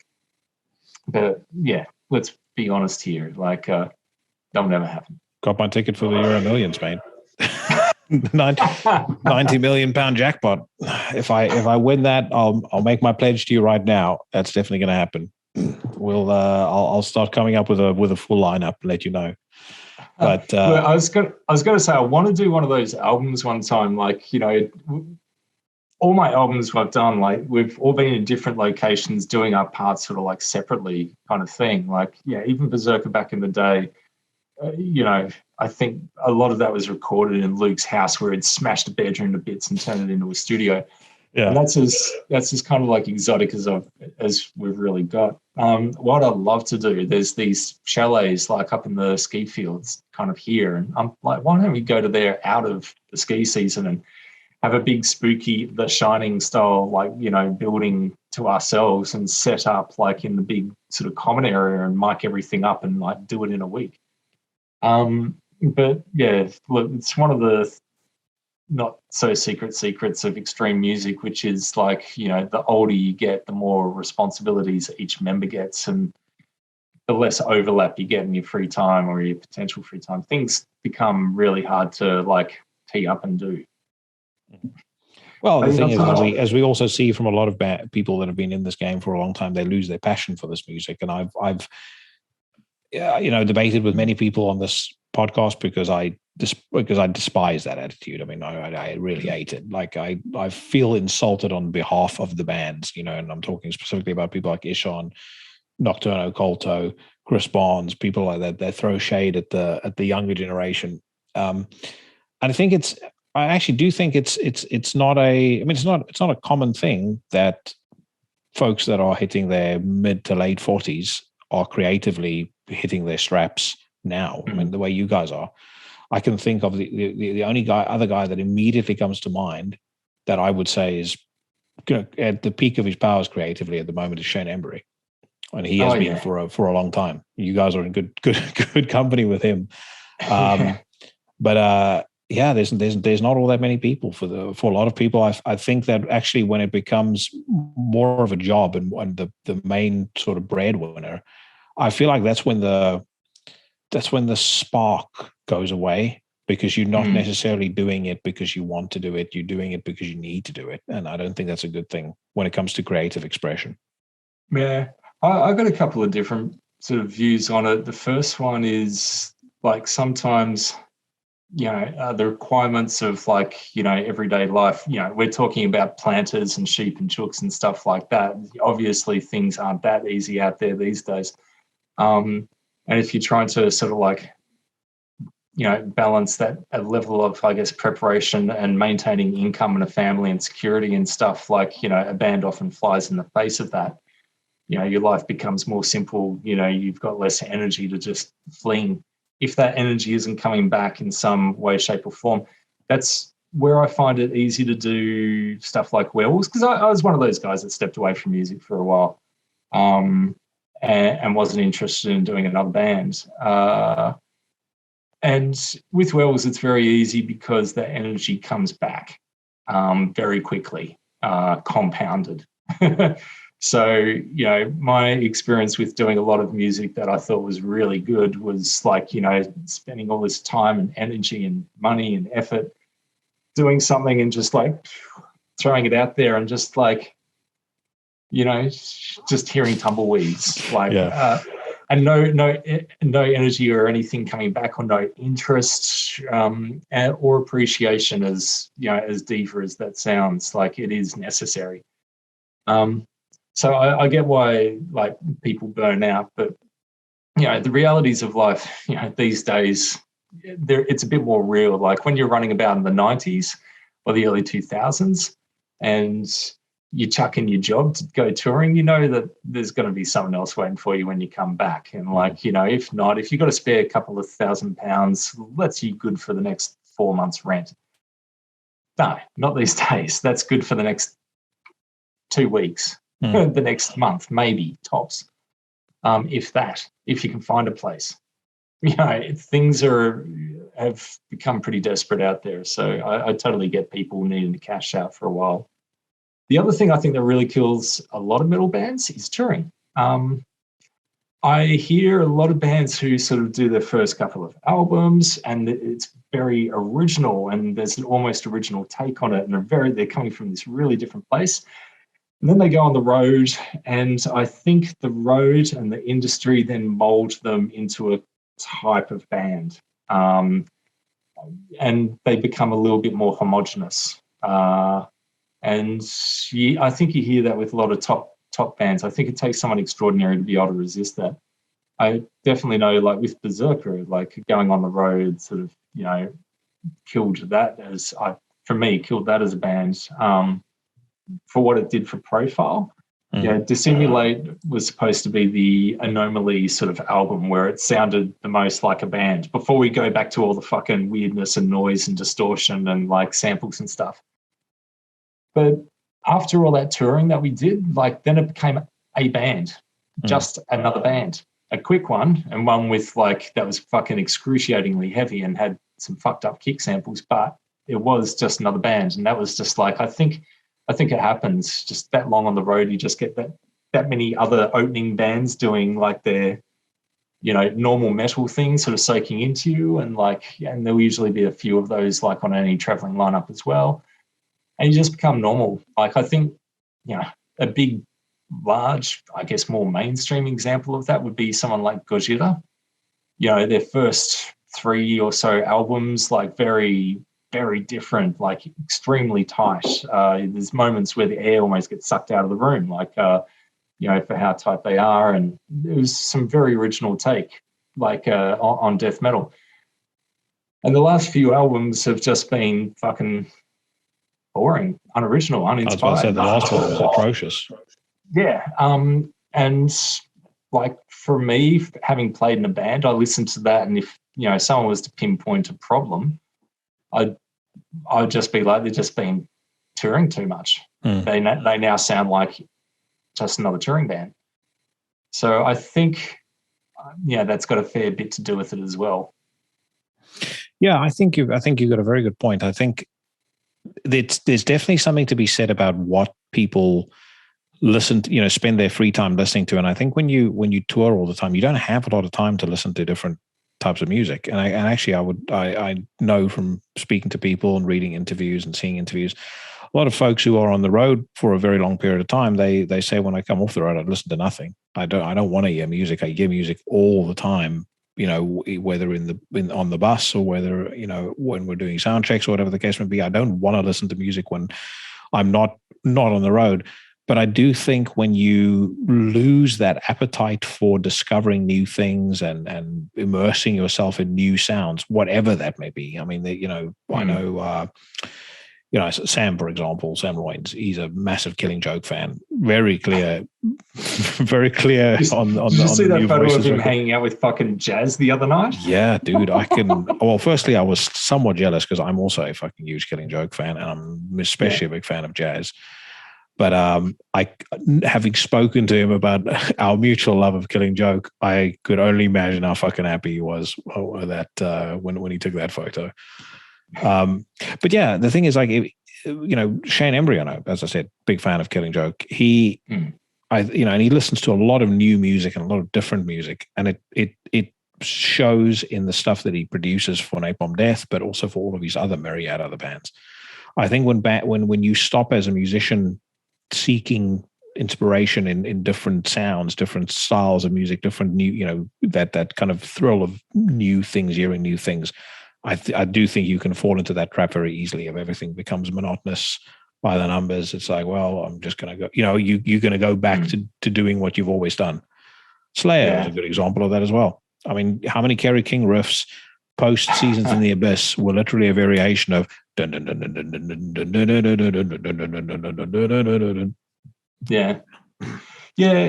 I'm not even sure if it's because you're not getting exposed to new music. Like for me, some of the times I've made the biggest musical taste jumps. Like we're on tour, but I think as a band, you get molded into the shape of touring band.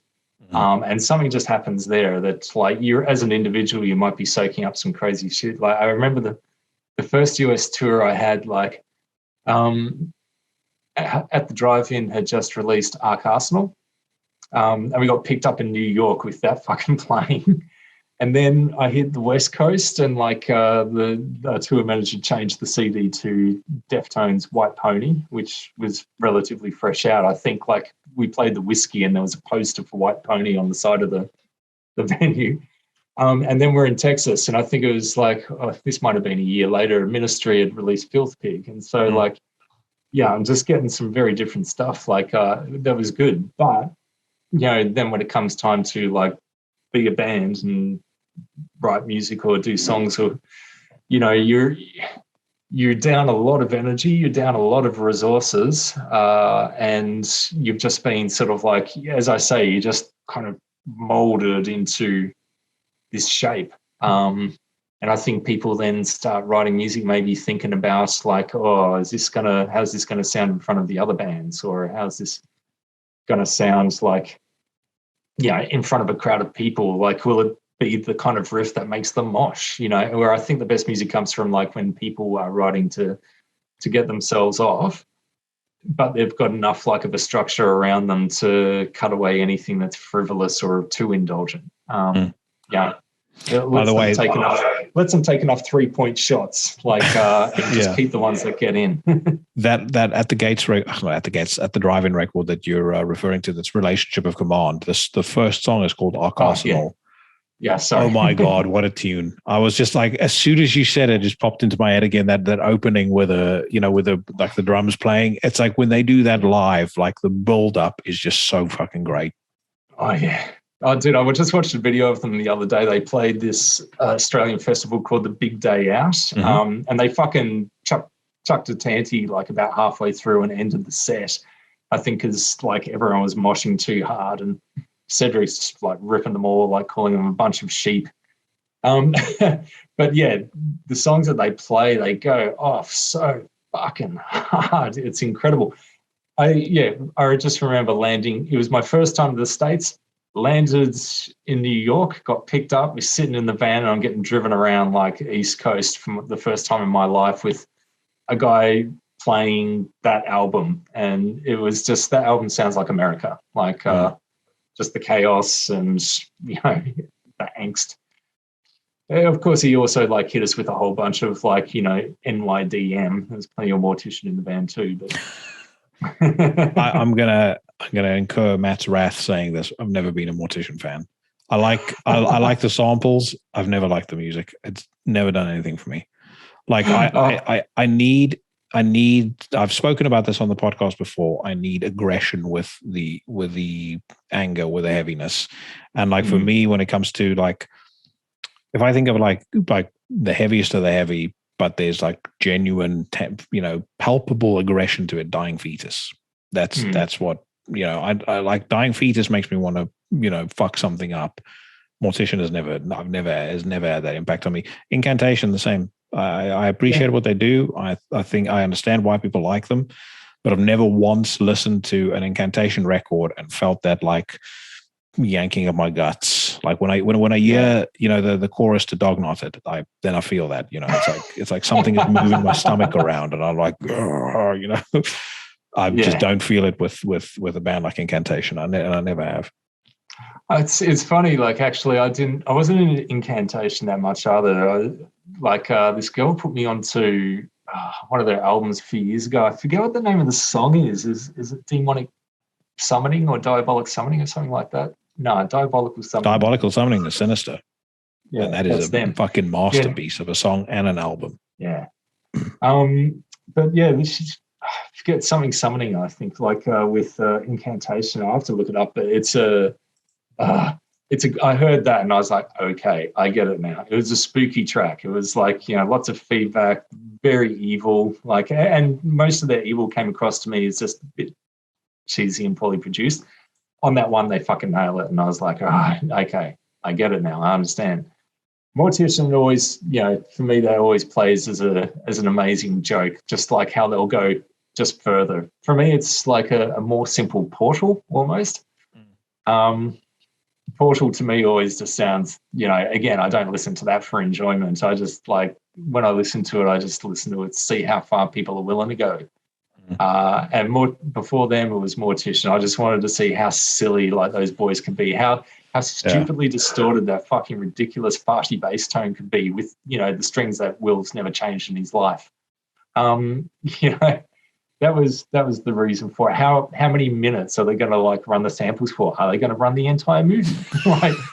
That's the reason I think metal works best. Like when someone's always searching for like that laugh line or that line of ridiculousness, and just "Oh," and swan dancing across it. Like, that's when it works at its best.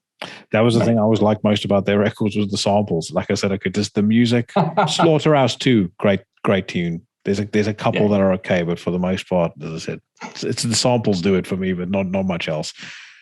As we're getting older, and we're both, I am finding as I get older, I get a lot more sentimental about stuff, because I think back to various things in my life, and maybe it's also having a daughter has woken that in me. So I'm going to close off with a question that has been on my mind as we've progressed through this conversation. And you're welcome to give as sentimental an answer as you choose to do. But you and Matt go back a ways, all the way back to the Berserker days. Yeah. What is it that has kept that creative partnership as strong as it is? Like, what is it about the friendship, the partnership that you guys have that just clicks so well? And that, as I said, it's like a partnership that just seems to keep on producing more and more engaging fruits. Tell me a bit about that, about how it works. Like, what's at the core of it? Matt and I couldn't find two more different people. Honestly, our backgrounds are really, really different. Like, he came sort of from an outer suburban, sort of almost in the country, kind of like Melbourne school, and like a background of growing up like with the bogan sort of Jim Beam, Bundy drinking sort of guys, like parties and having bongs like at 17. Whereas like I sort of grew up, the private school backgrounds, like, with a dash of boarding school and like cold showers and, lots of jogs sort of in there, with partying not starting until I was like, well and truly 18. And then for him, I think it was like into bands and, with a bit of working on the side or collecting the doll. And for me, it was like straight into university and then living in Japan and picking up foreign languages. And so he came to death metal through the traditional route of like being the neighborhood badass, like who could play his instrument really well. And I think for him, he always took his instrument and playing seriously. And for me, I loved doing it, but I never took it super seriously. For me, it was always like, I'd always shortcut my way to skills. I still kind of do. Like, Pareto's law is well and truly alive for me when it comes to, playing anything. And so by the time we ended up in a band together, like, he's come through this death metal route and already been playing in bands. Like, I think he was playing in a Bramelin before Berserker, and was already a very accomplished guitarist and band person. For me, it was like I had come through there, through this sheltered life with, lots of privilege that I still managed to fuck up. And hey presto, we were in a band together. And there literally was no reason for us to hang out together except to do band music. So it is kind of weird now, because like I've moved around the world so much and chopped and changed industries and everything so much that like I've there's a lot of friends like, or people I knew or grew up with I don't see anymore, and it's not for any deep or dark reasons. It's just that I've just been a moving target, and that's how it turns out. And Matt is probably like the biggest constant, I guess, in my adult life. He's the person I've known for the longest, who I keep in touch with the most. In Berserker days when we were touring then, like, I won't say it was quite love-hate, but, there was plenty of butting heads and stuff. Like, I think he got frustrated with just, I'm very much a very straight-laced fucking dork, and dropped in on these big US tours. Surrounded by like all the legends and stuff. And Matt, like, was like a fucking fish to water and that sort of thing. Whereas I was very much the odd one out. But I think the other bit of glue that sort of like maybe made us work like during that was there was a lot of times on the last big international around the world Berserker tours, which looking back on it was legendary times where, Luke was falling apart or Gary had been smashed to bits and had fallen apart. And Matt and I were basically carrying the load for a lot of it. We were doing the setup, the backdrops, the merch stand, the loading in, the loading out, the training up of all the new guys, and just making it happen. So there was a bit of I think there's always been a bit of respect there that we can both grind, that we can both hustle when we need to. There's two more parts to that. This is turning into a long answer, but there's two more parts to that. One is that we both moved to England at the same time, and that was almost by chance more than anything. I think we both had a really good last 3 days in London, when all the touring finished, and we fucking tore it up a bit then. Yeah. And we both fell for the fucking fallacy that London would be a great place to live or work in. So yeah, we both moved over in 2005, just a few months out from each other, and then just got to work setting up our lives there. But again, it was, we stayed in contact. And then, things were sort of on that level, and we would catch up a couple of times a year or whatnot. I think things changed a little bit when Antichrist Imperium needed vocals done for the first album. When you play in bands, there's a lot of people who will say they do stuff and they don't, or they'll turn up and you'll get half of what you're expecting. And I know that with that first album, they tried to teed up a few vocalists for it, and everyone had sort of fallen through, or one thing or another had happened. And I turned up and I just did a quick night in the studio, and I did vocals for the entire album in one go, just raw off a few sheets of lyrics that Dave gave to me. So after that, I think I've sort of became, the useful guy who can get shit done. Which is, if your life is playing in bands, it's something to appreciate. And then when Matt sort of invited me to be part of the Antichrist Imperium full time, it was great. And when he invited me to be part of Werewolves as well, it was fuck, thank you. Thanks for thinking of me. So yeah, at the end, I guess it's just respect. I know he gets shit done. And I'm also sort of I've seen him go from, the Centrelink Dole Bogan metal band guy to now he's doing really good. He's worked harder than most people I know. He fucking hustled real hard in England. And he was doing some hard yards there, particularly working in hospitality. When he moved into his current career, that required a lot of study, certifications, examinations, and it's a big deal, and he's done very well with that. Whenever there's been a time where he's had to step up, he's passed with flying colours, and there's not many people, there's barely anyone I can look at, I can say that about. And he's also he and his missus, they're the most alternative people I know,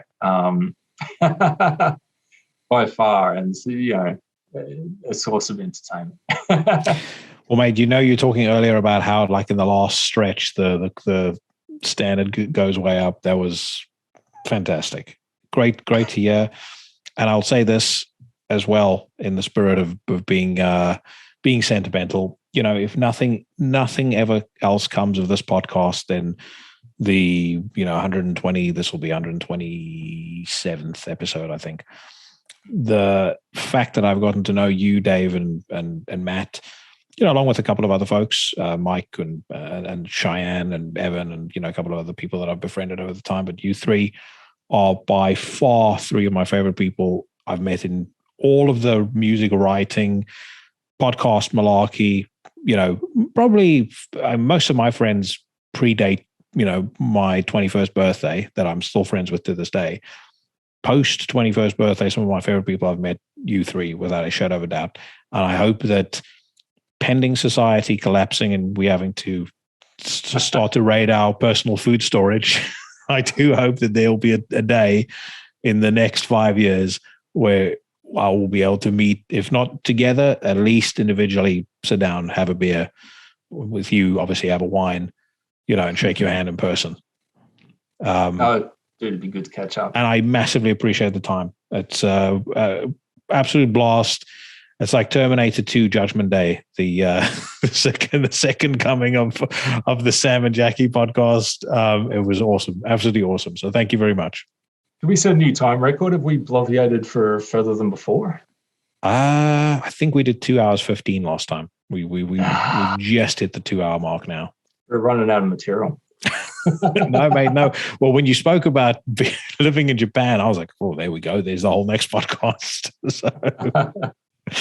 But like I said, dude, massively appreciate it. Thank you very much. And I will, again, folks will hear it when they hear it, but that new Werewolves, the new Antichrist Imperium, it's going to be a big year for you guys in 2022, I think.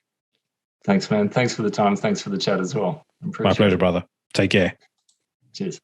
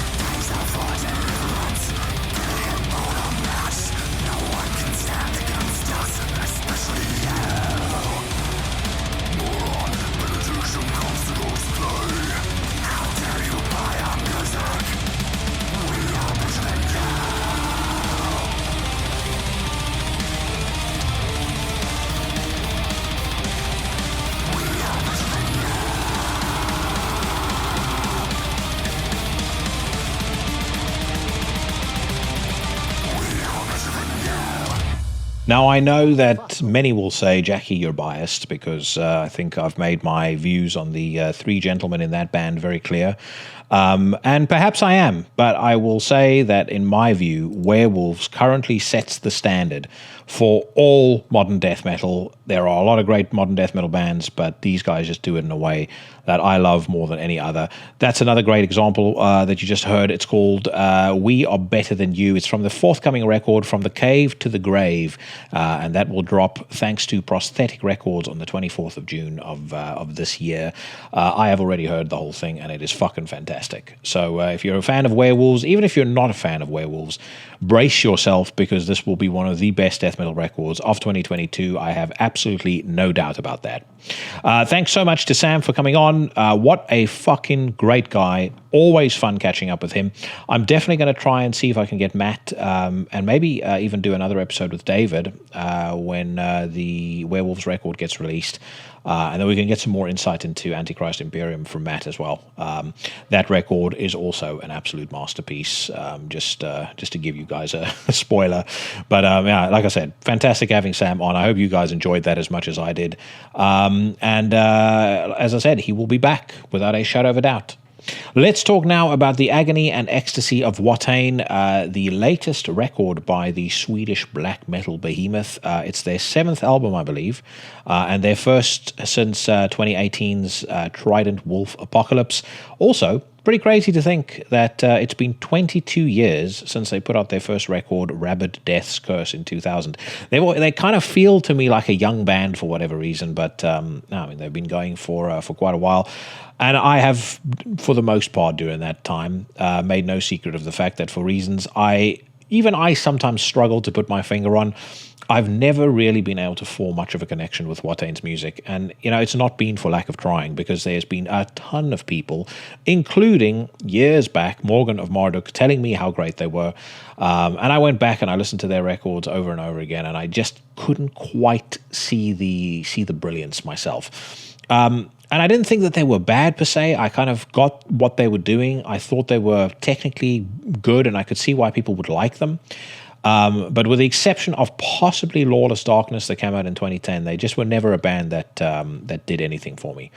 So cue the run-up to releasing their new record, and the first single that Nuclear Blast put out for the record, for the album, called The Howling, sounded reasonably interesting, but it still didn't quite convince me.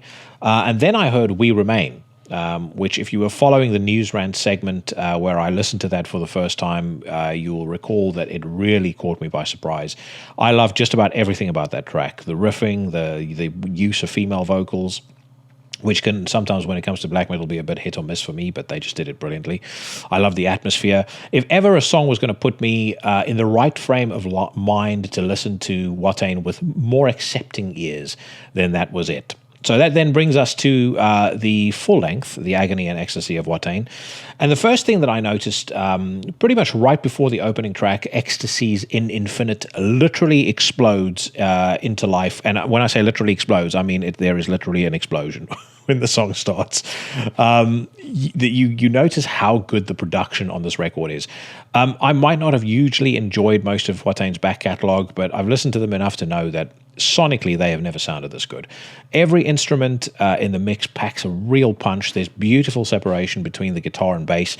The drums are absolutely pummeling. And I think that Eric's vocals sit nice and prominently in the center of the mix without being too forward, without being overwhelming. The song itself is great as well. It definitely doesn't stray too far from the standard black metal tropes that Watain are known for, but the execution to me just feels a little livelier and a little more convincing than I've personally ever gotten from them. The Howling, the track that I mentioned earlier, is up next, and maybe because of how much I'd enjoyed the first song on the album, I definitely dug this song a lot more in context of the album. And I can feel like this is going to be, especially based on how kind of bombastic the chorus is, this to me feels like it's very much going to be a crowd favorite when they play it live. And I do believe that they are on tour for this already. So, most likely folks are already soiling themselves at the sound of that. The record's first real major highlight for me, though, kicks in on the next track, the song called Ceramosa. The tempo on this one is significantly slowed down from the preceding two songs. The riffing is simplified. It's orientated towards creating an atmosphere rather than ushering in the apocalypse. And overall, it's just incredibly memorable and an incredibly enjoyable piece of music that works for the reasons I've mentioned, and also because it never outstays its welcome. I think some of the criticism that has not just come from me, but has come from others when it comes to WAITAIN is sometimes their music can be a little bit bloated and they kind of dine out on an idea for a little too long. Saramosa, for sure, that doesn't happen. I mean, the song is just a beautifully put together, I think about 5-minute long piece that just ticks all the boxes as far as I'm concerned. Black Cunt is next. I actually watched a review of this by somebody else, and this gentleman refused to say the full name of the song for reasons I have no idea why. But anyway, that song is up next, and it's a song that I was pretty much about to write off, actually. Kind of, the first 2 minutes of the song sounds like it kind of doesn't know where to go. It almost sounds a little bit like the reasons why I didn't really like WAITAIN to begin with. But then at around the 2.5 minute mark, there is a break that kicks in, which is pure Celtic frost worship, and it just elevates that song several tiers. I particularly love the short leads that they kind of rip through during that sequence. Nothing that we haven't heard from WAITAIN or other bands before, but the execution here is just on a totally different level.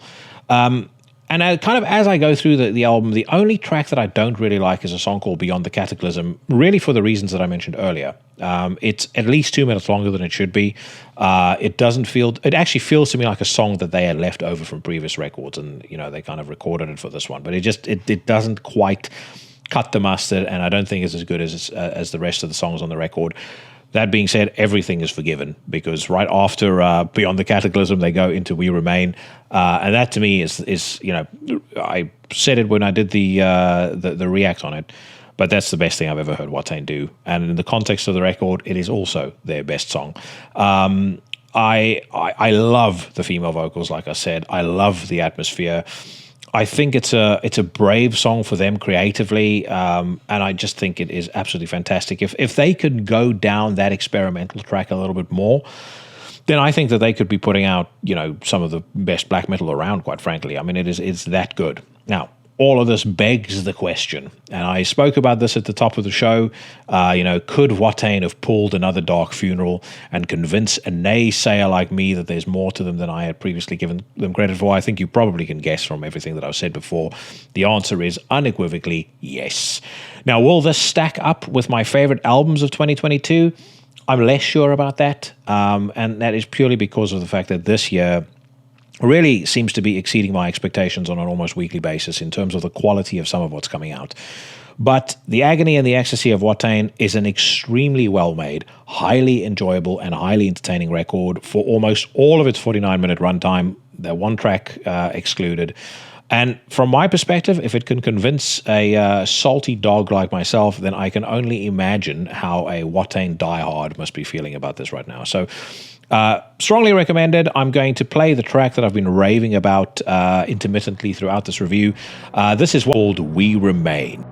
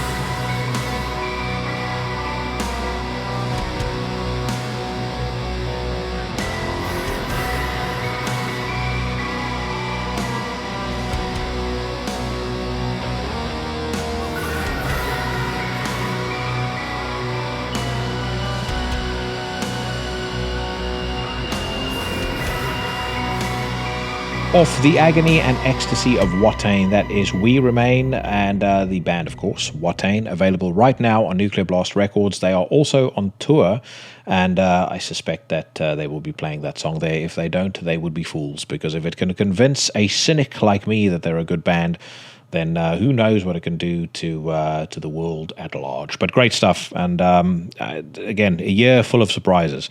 Dark Funeral, as we know, surprised me with a record I actually liked, and now Watain have done the same. So let's see if there's anybody else who are about to release a record that can do the same, as we magically whisk ourselves away to Metal Storm, listen to some music, and talk some trash. I've got my coffee ready, but before we get balls deep into Metal Storm, I did want to give a very quick shout out to Katie Irizarry, friend of the show, my favorite person in this industry, as far as industry folks are concerned, and the current record holder of the most watched episode of Into the Necrosphere on YouTube. The last appearance that she made on absolutely smashed it, and I'm not sure. Well, I think it's going to be a while before that record is topped. But somebody I think is absolutely awesome. She was recently a guest at the Inferno Metal Festival Industry Forum, did a panel discussion on knowing your audience, and dropped this little nugget. But there would be a new kid who was young and hungry and eager, who had better interview skills than people I work with at Decibel Magazine. And it's just like, I'm going to give you a chance. And now that's something that I value, where I pay attention. I look through your content. I read it. I listen. I would say one of the best examples would be Into the Necrosphere. They started right before the pandemic, and he was very new. And again, very much impressive with his knowledge and the way he approached me to interview some of our bands. And I'm like, you know what? Yeah. And I heard some of the interviews he had done. They weren't with maybe huge artists, but I was like, this guy is so knowledgeable, so well-spoken, and knows how to do an interview.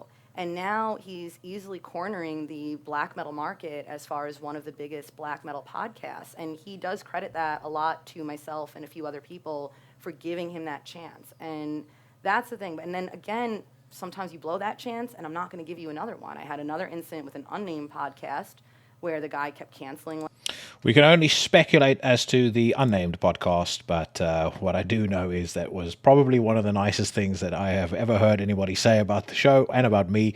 Not being called a young kid for quite a while, but I mean, you know, all jokes aside, it meant the world to me to hear her say that. It definitely wasn't something that I elicited in any way, shape, or form.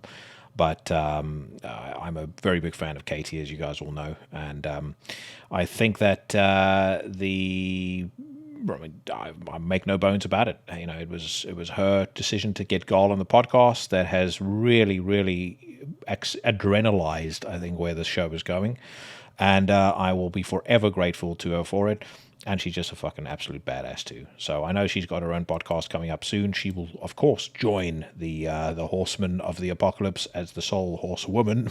And I'll talk to you guys all about that when it does drop, and hopefully have her back on again at some point down the road as well. But let's move on. The first headline that is grabbing my attention: Rammstein premiere Angst, or if I were to use proper pronunciation, Angst, single and video. Now, I have kind of avoided having any Rammstein or doing any reacts for Rammstein songs, because I think that I'm a bit nervous about copyright, just because of the fact that they're a massive band. And I mean, not nervous that I'm going to get like a copyright strike or anything, but more nervous at the idea that I might have to redo a video or do clip something out of a video. I never get that sort of problem on Spotify or Apple Podcasts. So here's the deal: I'm going to listen to this song. I haven't heard it yet. I haven't actually listened to the whole album. I know the new record Zeit came out this past Friday, but I've not listened to it yet. I'm gonna give this a spin now. If it's the screen, if you're watching this on YouTube and the screen suddenly goes to black, there's a reason for it. It's because I had to cut this out. But one thing about them, and look, they're not the sort of band that I would typically feature on the show, even though I would love to have them on the podcast. They're also, I happen to have a very soft spot for them, because they are who they are, right? They're a band who live, I just think are fucking incredible. And they do have on every single record like 3-4 very, very good songs. I've not heard a good song off the new one yet, but let's see if Angst will be an exception. One thing that they also do is their music videos, in the main, they've had a couple of sketchy ones, but in the main, their music videos are pretty cool. So judging by that thumbnail, this one might go that way too. So let's throw this on, see what we think.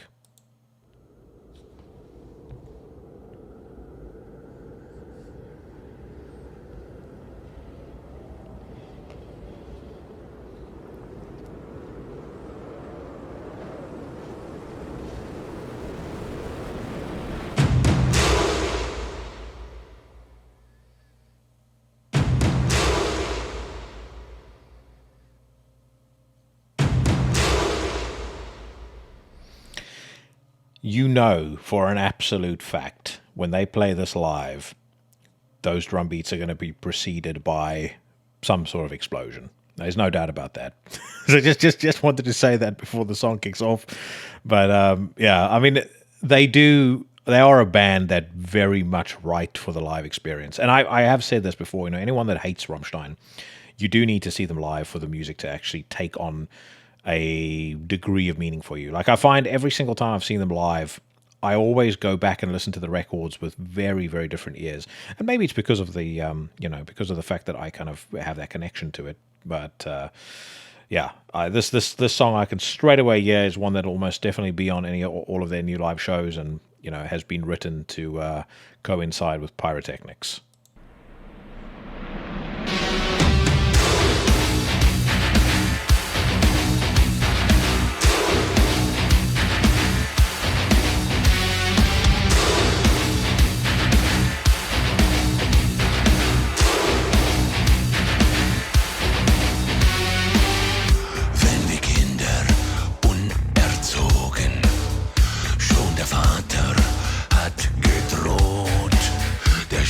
Mann, wird dich holen, wenn du nicht folgst meinem Gebot.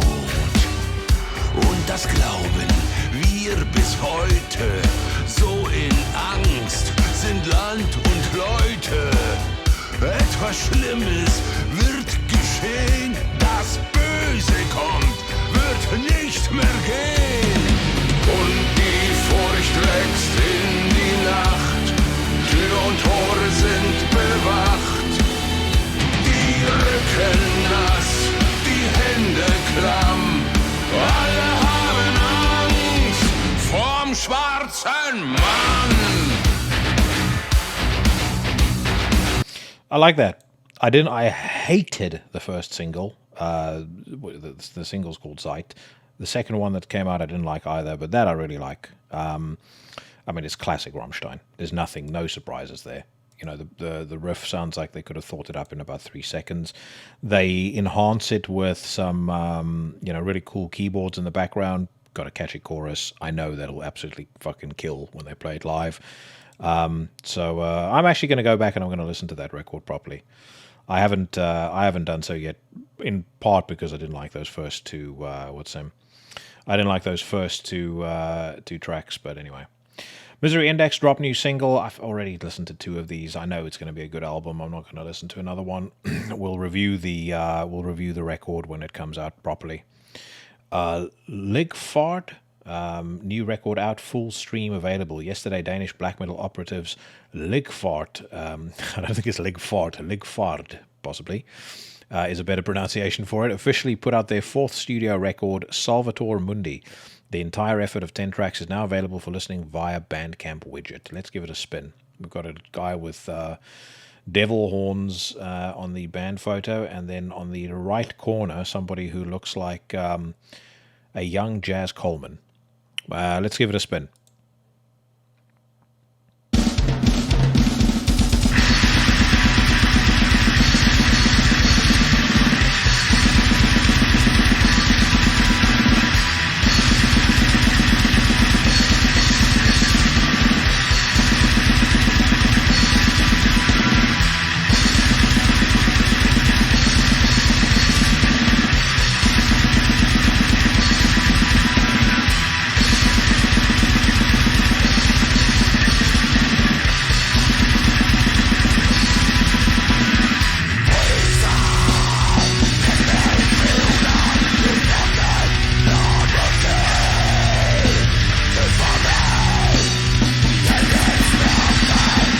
is fucking cool. I like the. I mean, it's got a very raw, primitive riff to get things started. Very second wave black metal.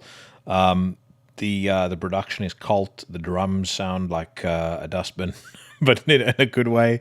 The vocals sound like he's gargling with broken bits of concrete. I like that very much. I think that sounds fucking cool. Let's get back to it.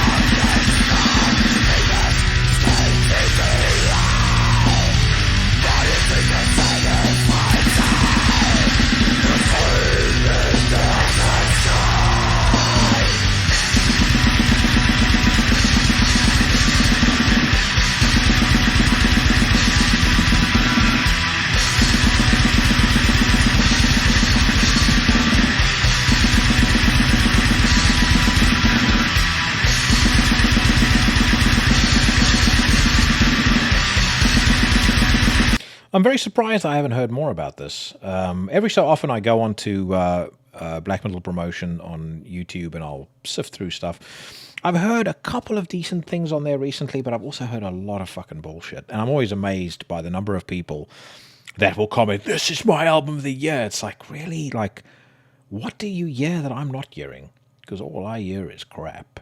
But this sounds very cool. I mean, it's not going to win any prizes for originality, but I will add that to the list to listen to for sure. Hexis streaming new track 4 months before the official release date of their forthcoming album, Eternum. Hexis unveil a second song on Exuria, I think is the way that I would pronounce that. The blackened hardcore band displays a contrast to their fast and straightforward first track, Divinitas. The sludgy and doomy composition drowns the listener in heavy bass lines, thunderous drum beats, and noisy guitar sounds. Eternum drops on August the 26th, and I saw Source Debimu Morti, which immediately is why I listened, or why I clicked on it. Because as I've said many times before, they're one of those rare labels that anytime they put out something, not everything is always good at the upon the final inspection, but most of it is always worth listening to, or at least giving a try.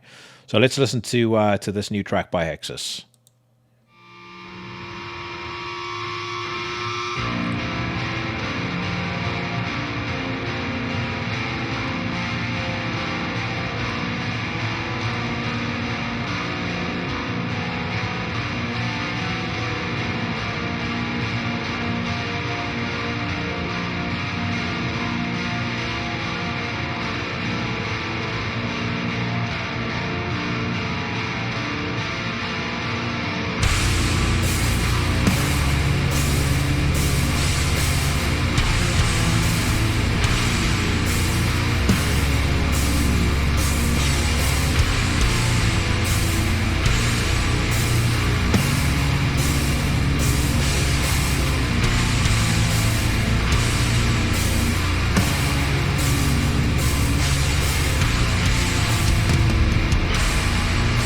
I am getting immediate "this gift is a cursed" vibes. This gift is a cursed. This gift is a curse vibes. I know they're actually busy with a new record right now, but I like that riff. I like the sound of the record. It sounds very dirty, but kind of very dense as well. It says here, vocalist Philip comments on the new track.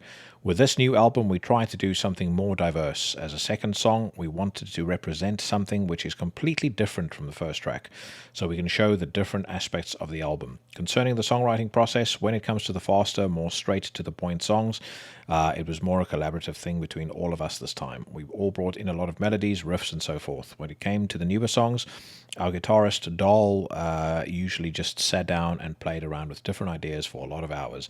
However, to finalize the individual songs, the rest of us is always tipping in with ideas on how to improve the skeleton of the track.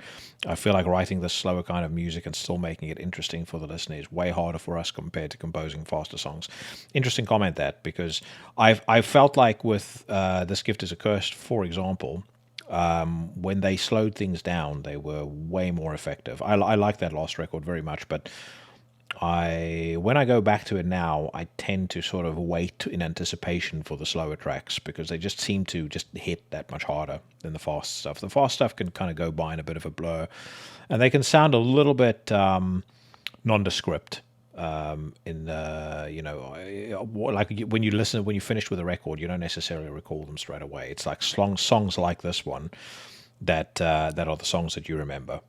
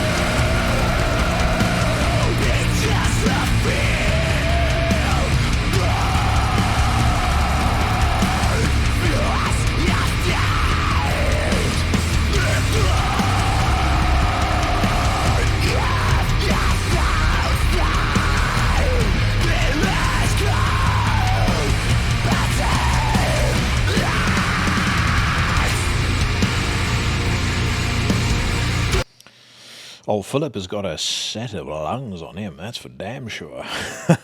No, I like that very much. I think Hexis is another one to add to the list. Really, really like the sound of that.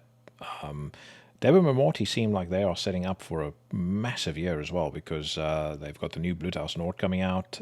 They put out Kylie's Calling. They're about to put out this. And they always seem to be a label that has an awful lot of stuff that ends up in my best of list of the year. But yeah, great stuff that. Let's move on and see what else. Cradle of Filth touring Europe in October. Hooray! Now, if there was to truly be something shocking this year, it will be Cradle of Filth putting out a record that I like. Dark Funeral have been able to convince me. WAITAIN have been able to convince me. Will Cradle of Filth be able to convince me? I fucking highly doubt it. Unless Danny Filth leaves the band or gets a vocal cord transplant, I highly doubt that I will ever enjoy their music. I just think, I don't like the music itself anyway. Danny Filth as a person, I find, there's no real reason for it. I just find him.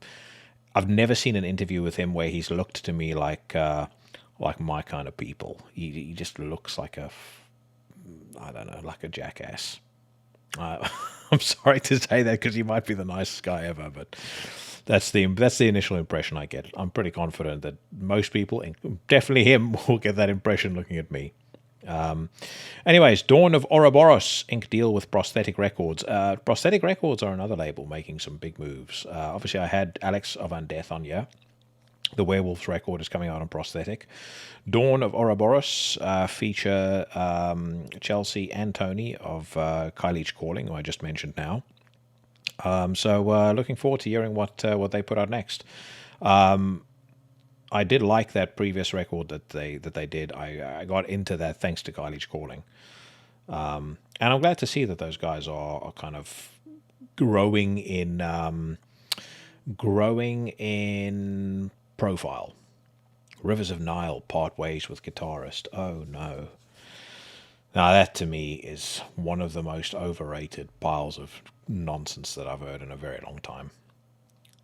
And speaking of overrated, Fallujah's maybe 2-3 records ago they put out something that I thought was good. But ever since then almost everything has been shite.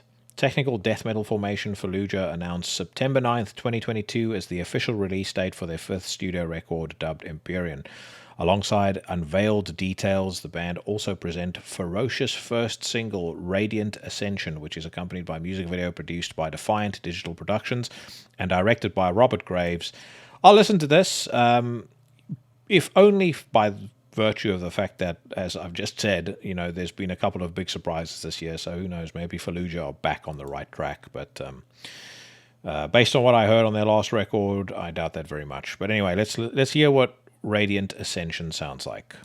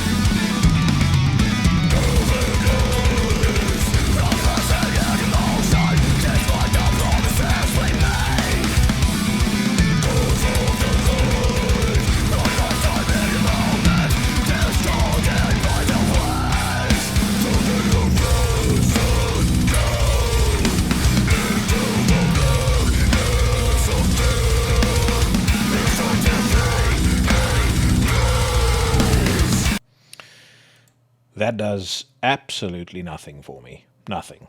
And different strokes for different folks. I like my death metal to be dirty, nasty, raw, mean, evil.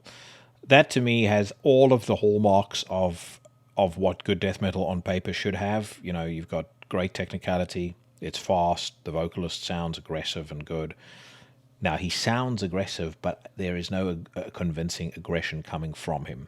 That's one of my biggest beefs, and it just lacks something. There's like the spirit of malevolence that makes a band like Deicide so cool, like especially early Deicide, made early Morbid Angel so cool, makes Werewolves as great as they are. It just seems to be completely lacking from a lot of these modern technical death metal bands, which is why I just can't get into them. A band like Cattle Decapitation, which maybe you could argue kind of dip their toe into this style as well. I think it's different with them because and maybe it's because they come from the grindcore scene, that they do have that kind of convincing brutality and that convincing aggression to them. But I'm just unconvinced by this. It's not, on paper, it's not bad at all, and I will 100% understand why people like this. I just don't like it. You can give me something fucking nasty and raw and grim any day of the week over this. Let's give it another couple of seconds and see where it heads to.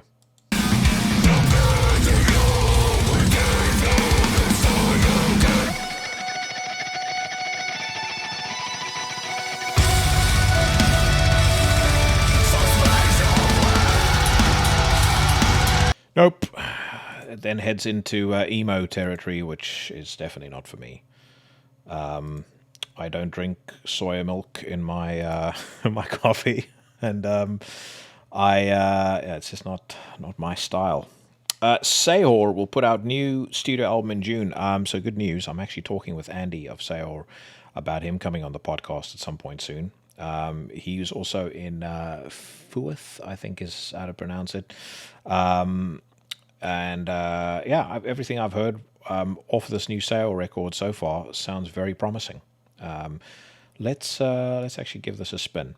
So, Caledonian metal pioneer Saor will be releasing its 5th full-length album. The article reads, Origins on June 24th via Season of Mist, inspired by the myths and tales of the Scottish Highlands. The new outing takes the listener deep into the Scottish heartlands while delivering Saor's signature hybrid of atmospheric black metal and folk. In conjunction with the album announcement, Saor is premiering the title track along with a music video created by Guilherme Henriquez. Saor mastermind Andy Marshall comments, "It's been a long wait and an unpredictable few years, and I'm very happy to finally be sharing this song with everyone. A lot of hard work went into making Origins, and I can't wait to let you all hear the full album in June." Let's give it a spin. 6 tracks by the looks of things, all reasonably lengthy. In full disclosure, I've actually heard the album. I've got the promo, which Katie sent to me, and I kind of wanted to familiarize myself with it before Andy comes on the podcast. But I'll listen to it anyway, and I'll tell you guys what I think of this track in particular.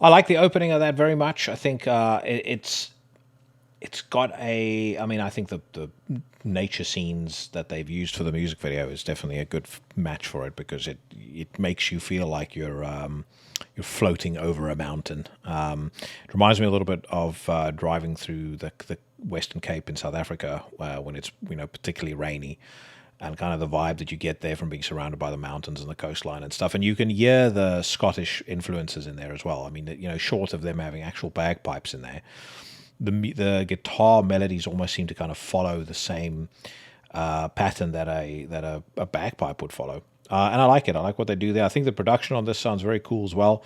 I know Andy, when we spoke, he said he's not sure this is going to be harsh enough for me, but I'm a man of many mysteries. So this is not bad. Let's give it a couple more seconds.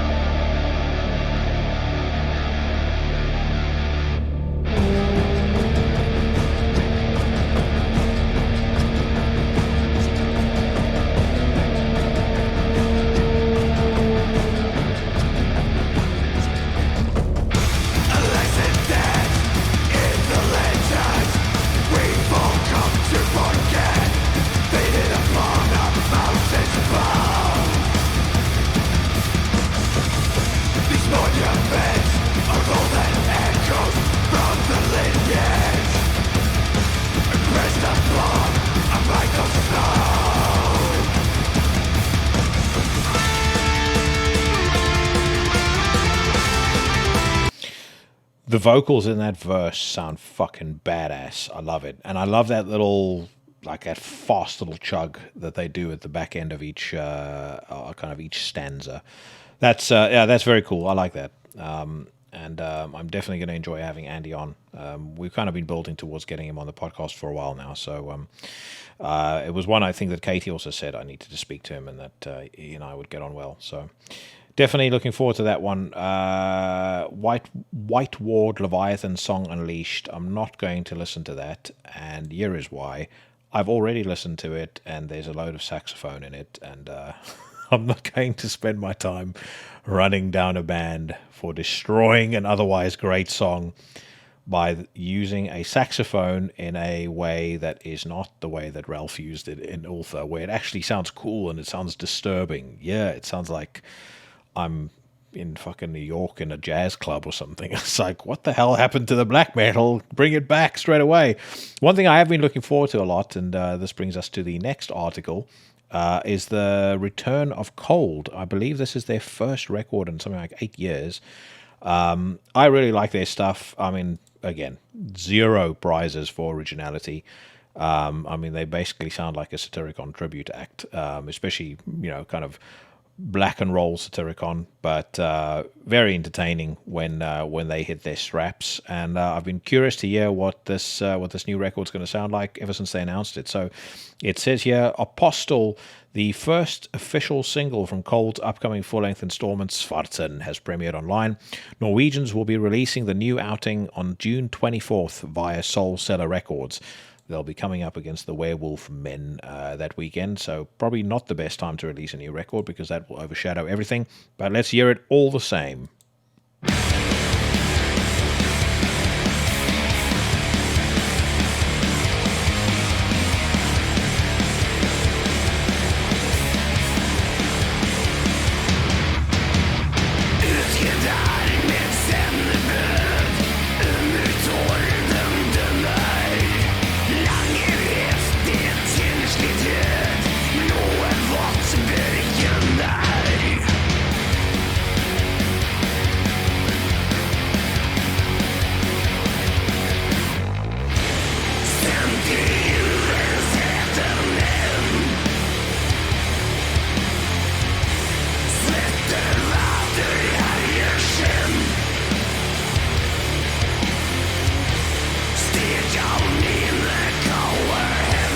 I mean, if they have schools in Norway where they teach kids how to make black metal, I mean, that's basically what they would have. That's the song they would have taught them. Like, this is how you build a riff. Here's how you kind of introduce the song. Here's how you do your vocals. That is, prototypical Norwegian, second wave black metal worship, and I think it's fucking great. I really like it. It reminds me a bit of the Mork record, which came out last year. Not all of the songs, but it kind of has that same sort of vibe. Love the vocals. I think the riff is catchier than a case of crabs. I think not that I've had crabs before, but catchier than a case of crabs, and just overall, I just like it. One thing that I always smile about as I do these, and if you're watching it on YouTube, I suspect a couple of folks have probably looked with interest at the suggested videos that crop up when I'm done watching anything on YouTube. Yeah, we've got Sakis Tollis, new single. We've got Jordan Peterson and Douglas Murray, America Under Attack, and we've got Chris D'Elia. So as you can see, I watch a wide variety of stuff on YouTube. Most of my time on YouTube is spent either watching barbecue videos, videos about politics, videos about cars, or stand-up comedy. I don't really watch a huge amount of other stuff on YouTube, but I spend a lot of time on YouTube, but I spend it on those things. Actually, speaking of watching, I watched The Batman this weekend, and I've got to say, I have for the longest time felt like the only thing that, as a fan of Batman, that truly captured the Batman spirit was the Warner Brothers cartoon. And that is before they kind of started with the whole Batman of the Future shit and destroyed it. But yeah, it was always the Warner Brothers cartoon that I felt captured the whole Batman vibe the best. I thought that the Nolan movies were okay. I thought Batman Begins was not bad. I thought Dark Knight was good. But my biggest problem with Christopher Nolan's movies, especially the Batman movies, the pacing always feels off to me. I don't know what it is.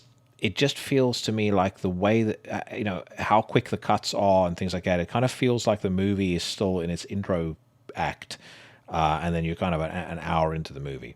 So I respect and appreciate Dark Knight for what it is. I do personally think that Joaquin Phoenix in The Joker was better than Heath Ledger. I know that will be heresy to some, but that's my opinion. I think Bane as a villain is fantastic. I love Christian Bale, and I think Christian Bale is one of the best actors on the planet right now, but I don't really like him as Batman. I think the voice that he did for Batman's awful, and I think in many ways that almost wrecks the movie.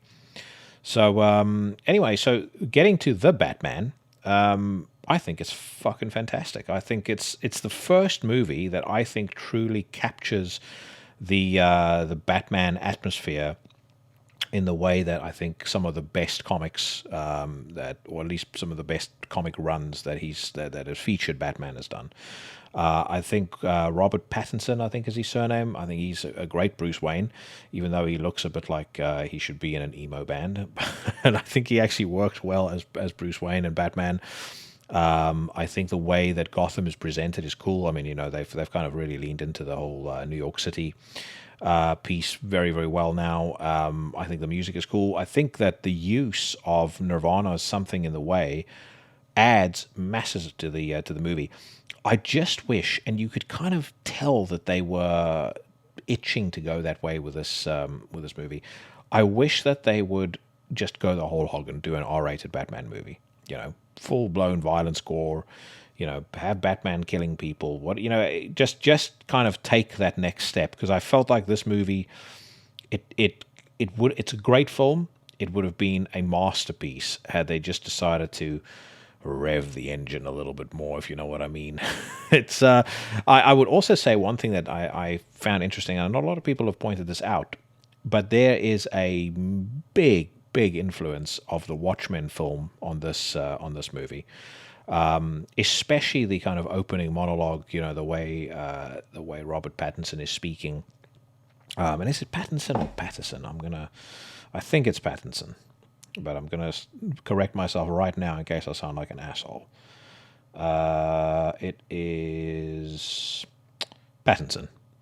Anyways, yeah. So I think that kind of opening monologue, or this the sort of inner monologue that they have on the movie, reminds me an awful lot of Rorschach in Watchmen. And Watchmen to me is, I don't give a fuck what anyone says. I think it's an incredible movie. I think Watchmen and Dredd are probably my two favorite comic book adaptations of ever committed to film. I think it's a goddamn disgrace that that they have not done another Dredd movie. But I think no matter how much we scream and cry about that, I don't think it's happening. And I know that they were working for a period of time on this Megacity series, but my suspicion is that after Netflix's last round of financial results, it's unlikely that that is going to happen. But anyway, I just thought I would mention that. The Batman, very good stuff. Necromaniacs actually did a, I think it was a Necromaniacs that they discussed the Batman. I purposefully didn't listen to that episode because I wanted to watch the movie first. So I will go back and I will listen to that now. But I will say to you guys, they did a absolutely spectacular discussion of X, which is another one of the movies that I've watched recently that I really enjoyed. Ty West, I spoke about it on last week's podcast, I think. But yeah, top-notch stuff. One of the best horror movies I've seen probably since Hereditary. All right, let's get back to some music talk. 9 Inch Nails unveil 2022 US touring plan. I love me some 9 Inch Nails. Venom Inc. announced new album release. I'm not going to listen to that song because I actually have heard it and it's fucking terrible. Black Void, new single streaming online as part of their forthcoming debut record Antithesis, out on May 27th. Norway's Black Void present the second single, Dadaist Disgust, featuring guest vocals of the black metal legend Sakis Tolis. They also neglected to mention former Into the Necrosphere guest Sakis Tolis. The accompanying video was created by Joachim Storvze and Daniel Overland. Let's give this a spin. This is out on Nuclear Blast as well, so probably should have a reasonable budget on the video, decent sound on the tune. Let's hear what it sounds like.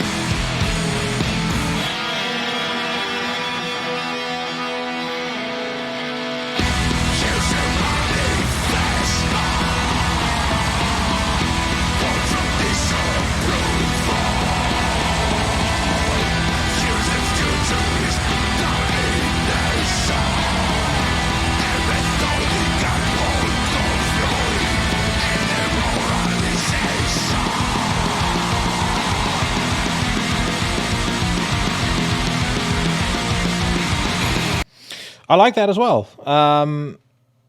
Sakis sounds fucking great. I like that riff as well. It's a bit ordinary until about that 50-second mark where the riff changes gears, and it sounds very cool. So I'll give it a few more seconds. Let's see where it goes to.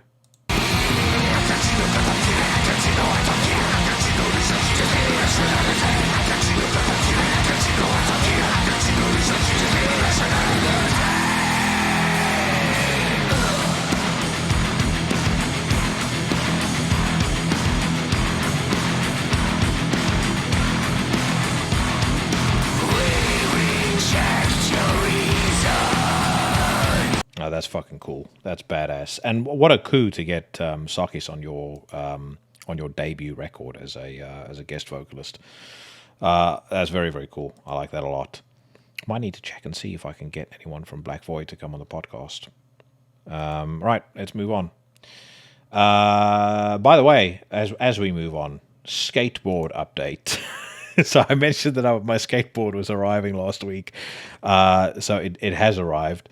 I got onto it. I very quickly realized two things. One, it's not as easy as I remember it being. And two, I needed to immediately buy some much, much harder bushings for my trucks. Because when you are about 100 pounds heavier than you were the last time you got on a skateboard, it's a bit of a different experience. I did actually earlier today. I pushed myself around a little bit. I can still ride on it, but it's a little flexible with standard independent bushings. But anyways, I've got it now. I'm not dead yet. You guys, I'm not doing this from the confines of a wheelchair. So I'll keep you guys posted on how things progress. Next weekend, my daughter is coming to visit, so that's when she will get her skateboard for the first time. I will see how she takes to it. She started doing judo, which I'm very pleased with. Okay, let's move over to the Democrats' Guide to Rock Music, blabbermouth.net, featuring a fresh new look. Can you believe it? Motley Crue to begin full band rehearsals for the stadium tour next week. Speaking of losing 100 pounds, Vince Neil certainly can afford to lose a couple of 100 pounds by the looks of things right now. Ted Nugent, I love Metallica and I love Slayer and I love Megadeth. It's let's check this out. I mean, Blabbermouth could also be called the Daily Nugent Update, the Daily Nuge. But it says here, in a new interview with Meltdown of Detroit's WRIF radio station, legendary rocker Ted Nugent was asked to name the best cover version he has ever heard of one of his songs. He responded by saying, unfortunately, I never have. I've heard the versions of Cat Scratch Fever, and I love Pantera, and I love Lemmy and Motorhead, and I love the Ramones, but God, are they terminally Caucasian or what? So, I mean, if I didn't know any better, I'd say the man is starting to sound a little woke. The gist of things here, by the looks of things, is he basically says that he likes the Motown swagger and white boys don't have it, which I think is hurtful. But who knows? Maybe he's right. I do like a lot of old 70s soul. There's definitely a bit of a vibe to it that I don't think can necessarily be recreated. But then again, don't speak ill of Pantera. That's bad juju as far as I'm concerned. I actually got to talk a little bit about Pantera to Kirk as well. Not a lot, because you could tell when I brought it up in conversation that it's a bit of a sore spot. Not a sore spot. I just think something quite sensitive for him to talk about. Yeah. I had to bring it up in the conversation because the day that I spoke to him, I saw a documentary about Far Beyond Driven. And it reminded me what a fucking spectacular record that was. I mean, that whole year, 1994, was so good. You had Dimitris Dom Sotnas come out, In the Nightside Eclipse, Ceremony of Opposites, State of the World Address, motherfuckers, and then Pantera's Far Beyond Driven. I mean, those 5 records, alongside actually another one that came out, 2 others that came out that year, Cannibal Corpse, The Bleeding, and Napalm Death, Fear, Emptiness, Despair. Those are probably some of the most influential records on me musically ever. But that Far Beyond Driven record, I mean, it nursed me through much of the Storm and Drang of my teen years. Academy of Motion Pictures, watch out. Glenn Danzig is working on 4 different movie scripts. In a brand new interview with radioactive Mike Z, host of the 96.7 KCAL FM radio program Wired in the Empire, Glenn Danzig revealed that he is currently working on 4 different movie scripts. He said, as transcribed by blabbermouth.net, The Vampire's Vengeance is the Death Rider sequel, referencing his homage to Italian spaghetti westerns and classic vampire films, Death Rider in the House of Vampires, which came out last year. That's almost done. Then I'm writing a werewolf biker movie, like 1%er werewolf bikers, outlaw bikers.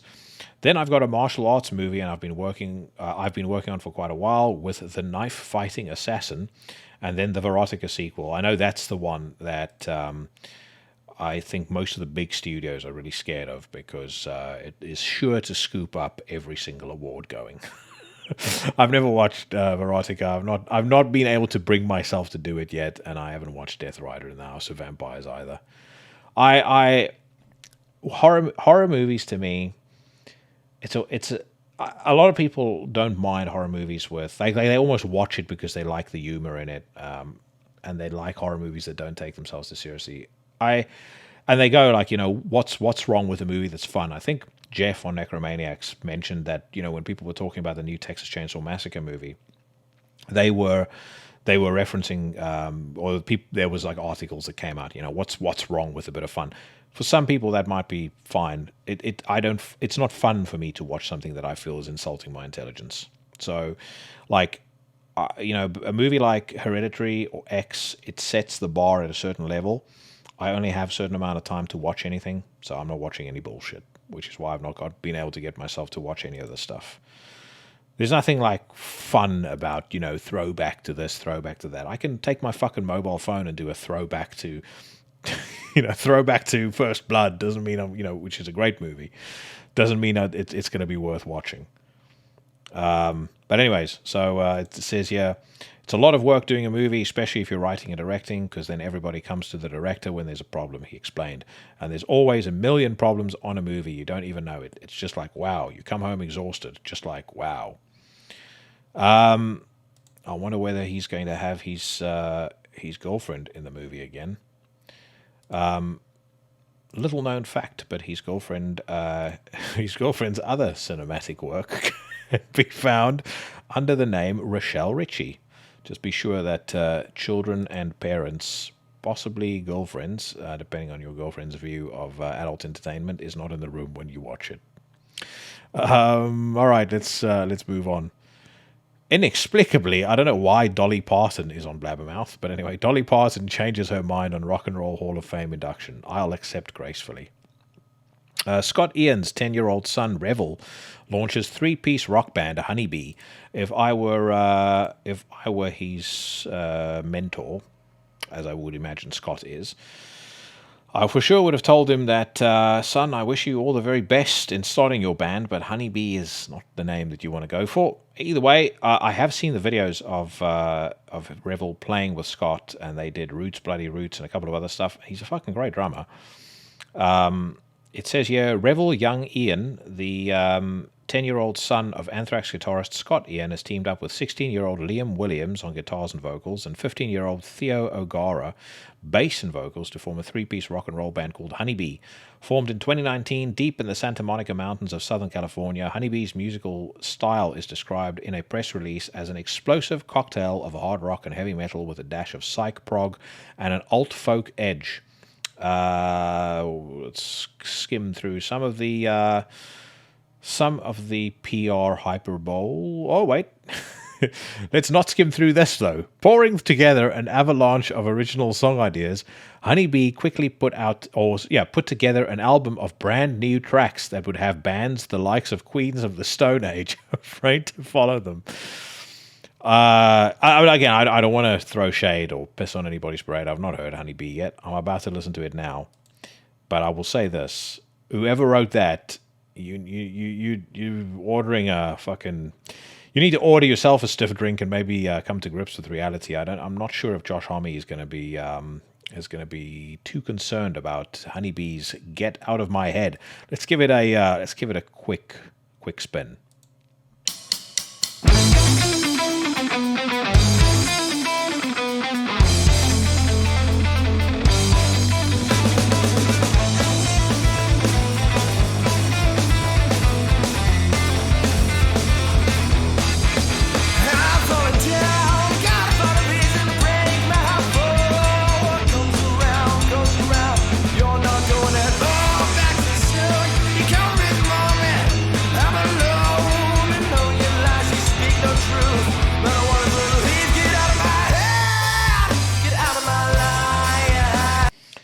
Yeah, I think Josh Homme can sleep peacefully at night.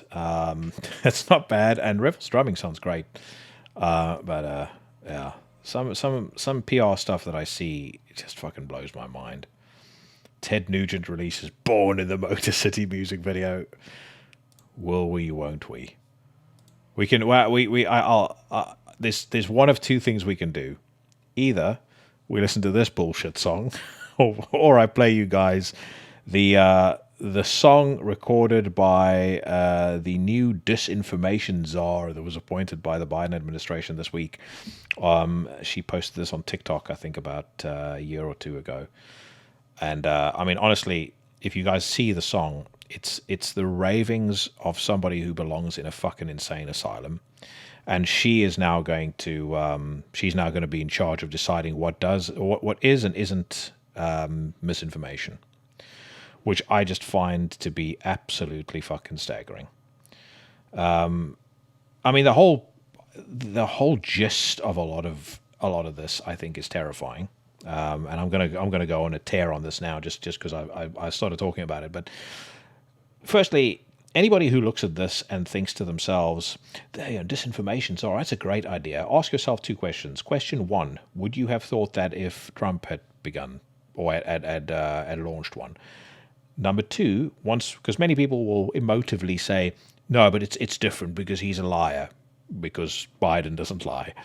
But then the second thing is, do you think that the disinformation czar is going to disappear from the government's staffing plan when a Republican gets back into the White House? Because, if we look at it from a different perspective, the Patriot Act was rolled out by imbecile George W. Bush, and then all the people that supported that very quickly found themselves on the wrong end of it when Obama used it to expand surveillance across more people than I think had ever been, or more private citizens than had ever been done in the history of the United States. So any of these things that get created, they don't just go away because there's somebody new in charge, they stay there. So hence, if you consider these things through the prism of or through the prism of emotion as opposed to principle, you end up with crazy shit like the Patriot Act, which has never been good for anybody. And on top of that, now you're leaving it to people who to decide what does and doesn't pass for misinformation, who also will very quickly credit the likes of the New York Times, America Today, etc., as credible news sources. So I keep kind of a running log on my phone, which is why I've been able to access it very quickly, of some of the headlines posted by these fucking garbage websites and publications. America Today has a essay with a headline, "I wanted my son to reject masculine stereotypes, then he fell in love with tractors." The Guardian, the biggest trash rag on the face of the earth. Norse code, are white supremacists reading too much into the Northmen? There's another one from, actually I don't know who this is from, but it's fucking funny. Russian tree disqualified from competition over operation in Ukraine. The New York Times, China and Russia are giving authoritarianism a bad name because it had such a great name before. Another Guardian headline, this one is from, I think, 2-3 years ago. Do you boast about your fitness? Watch out, you'll unavoidably become right-wing. Zoe Williams says that. New York Post, vegan who drinks his urine daily swears it's the secret to eternal youth. And then GB News, university midwife students taught to care for men giving birth through their penis. So, GB News, I know, is many think is on the outskirts, or is the English version of Fox News. But anyway, it's different intensities or different flavors of the same drink, and that drink is ground up turd. But anyways, yeah, let's not expose ourselves to Ted Nugent, in part because it's bad for the heart, and we're also at minute 55 now. So I'm going to wrap up the news. And we'll reconvene on this again next week. That brings me to the end of another episode of Into the Necrosphere. Remember, this week I'm going to be doing my Friday episode as well, so Casket Feeder will entertain you this coming Friday. And then next week, Tuesday, I am back with Kirk Winstein of Crowbar. Cannot wait for you guys to hear that if you're a fan of Crowbar, even if you're not a fan of Crowbar. What a fucking great guy and what a great conversation. Speaking of great guys, thanks once again to Sam Bean for coming on the podcast. A man amongst men as far as I'm concerned. And do brace yourselves because the Werewolves and Antichrist Imperium records are fantastic and are definitely going to sit pretty firmly atop many year best lists in 2022, I believe. But if you've made it this far, I really thank you from the bottom of my heart for your support. I will be back very soon. Hope wherever you are, whatever it is you're doing, stay safe, stay healthy. I'm going to play out with the only track that I possibly could in view of the guest that I had on today. This is the Antichrist Imperium with Kill for Satan. I'll see all of you bad motherfuckers again on Friday.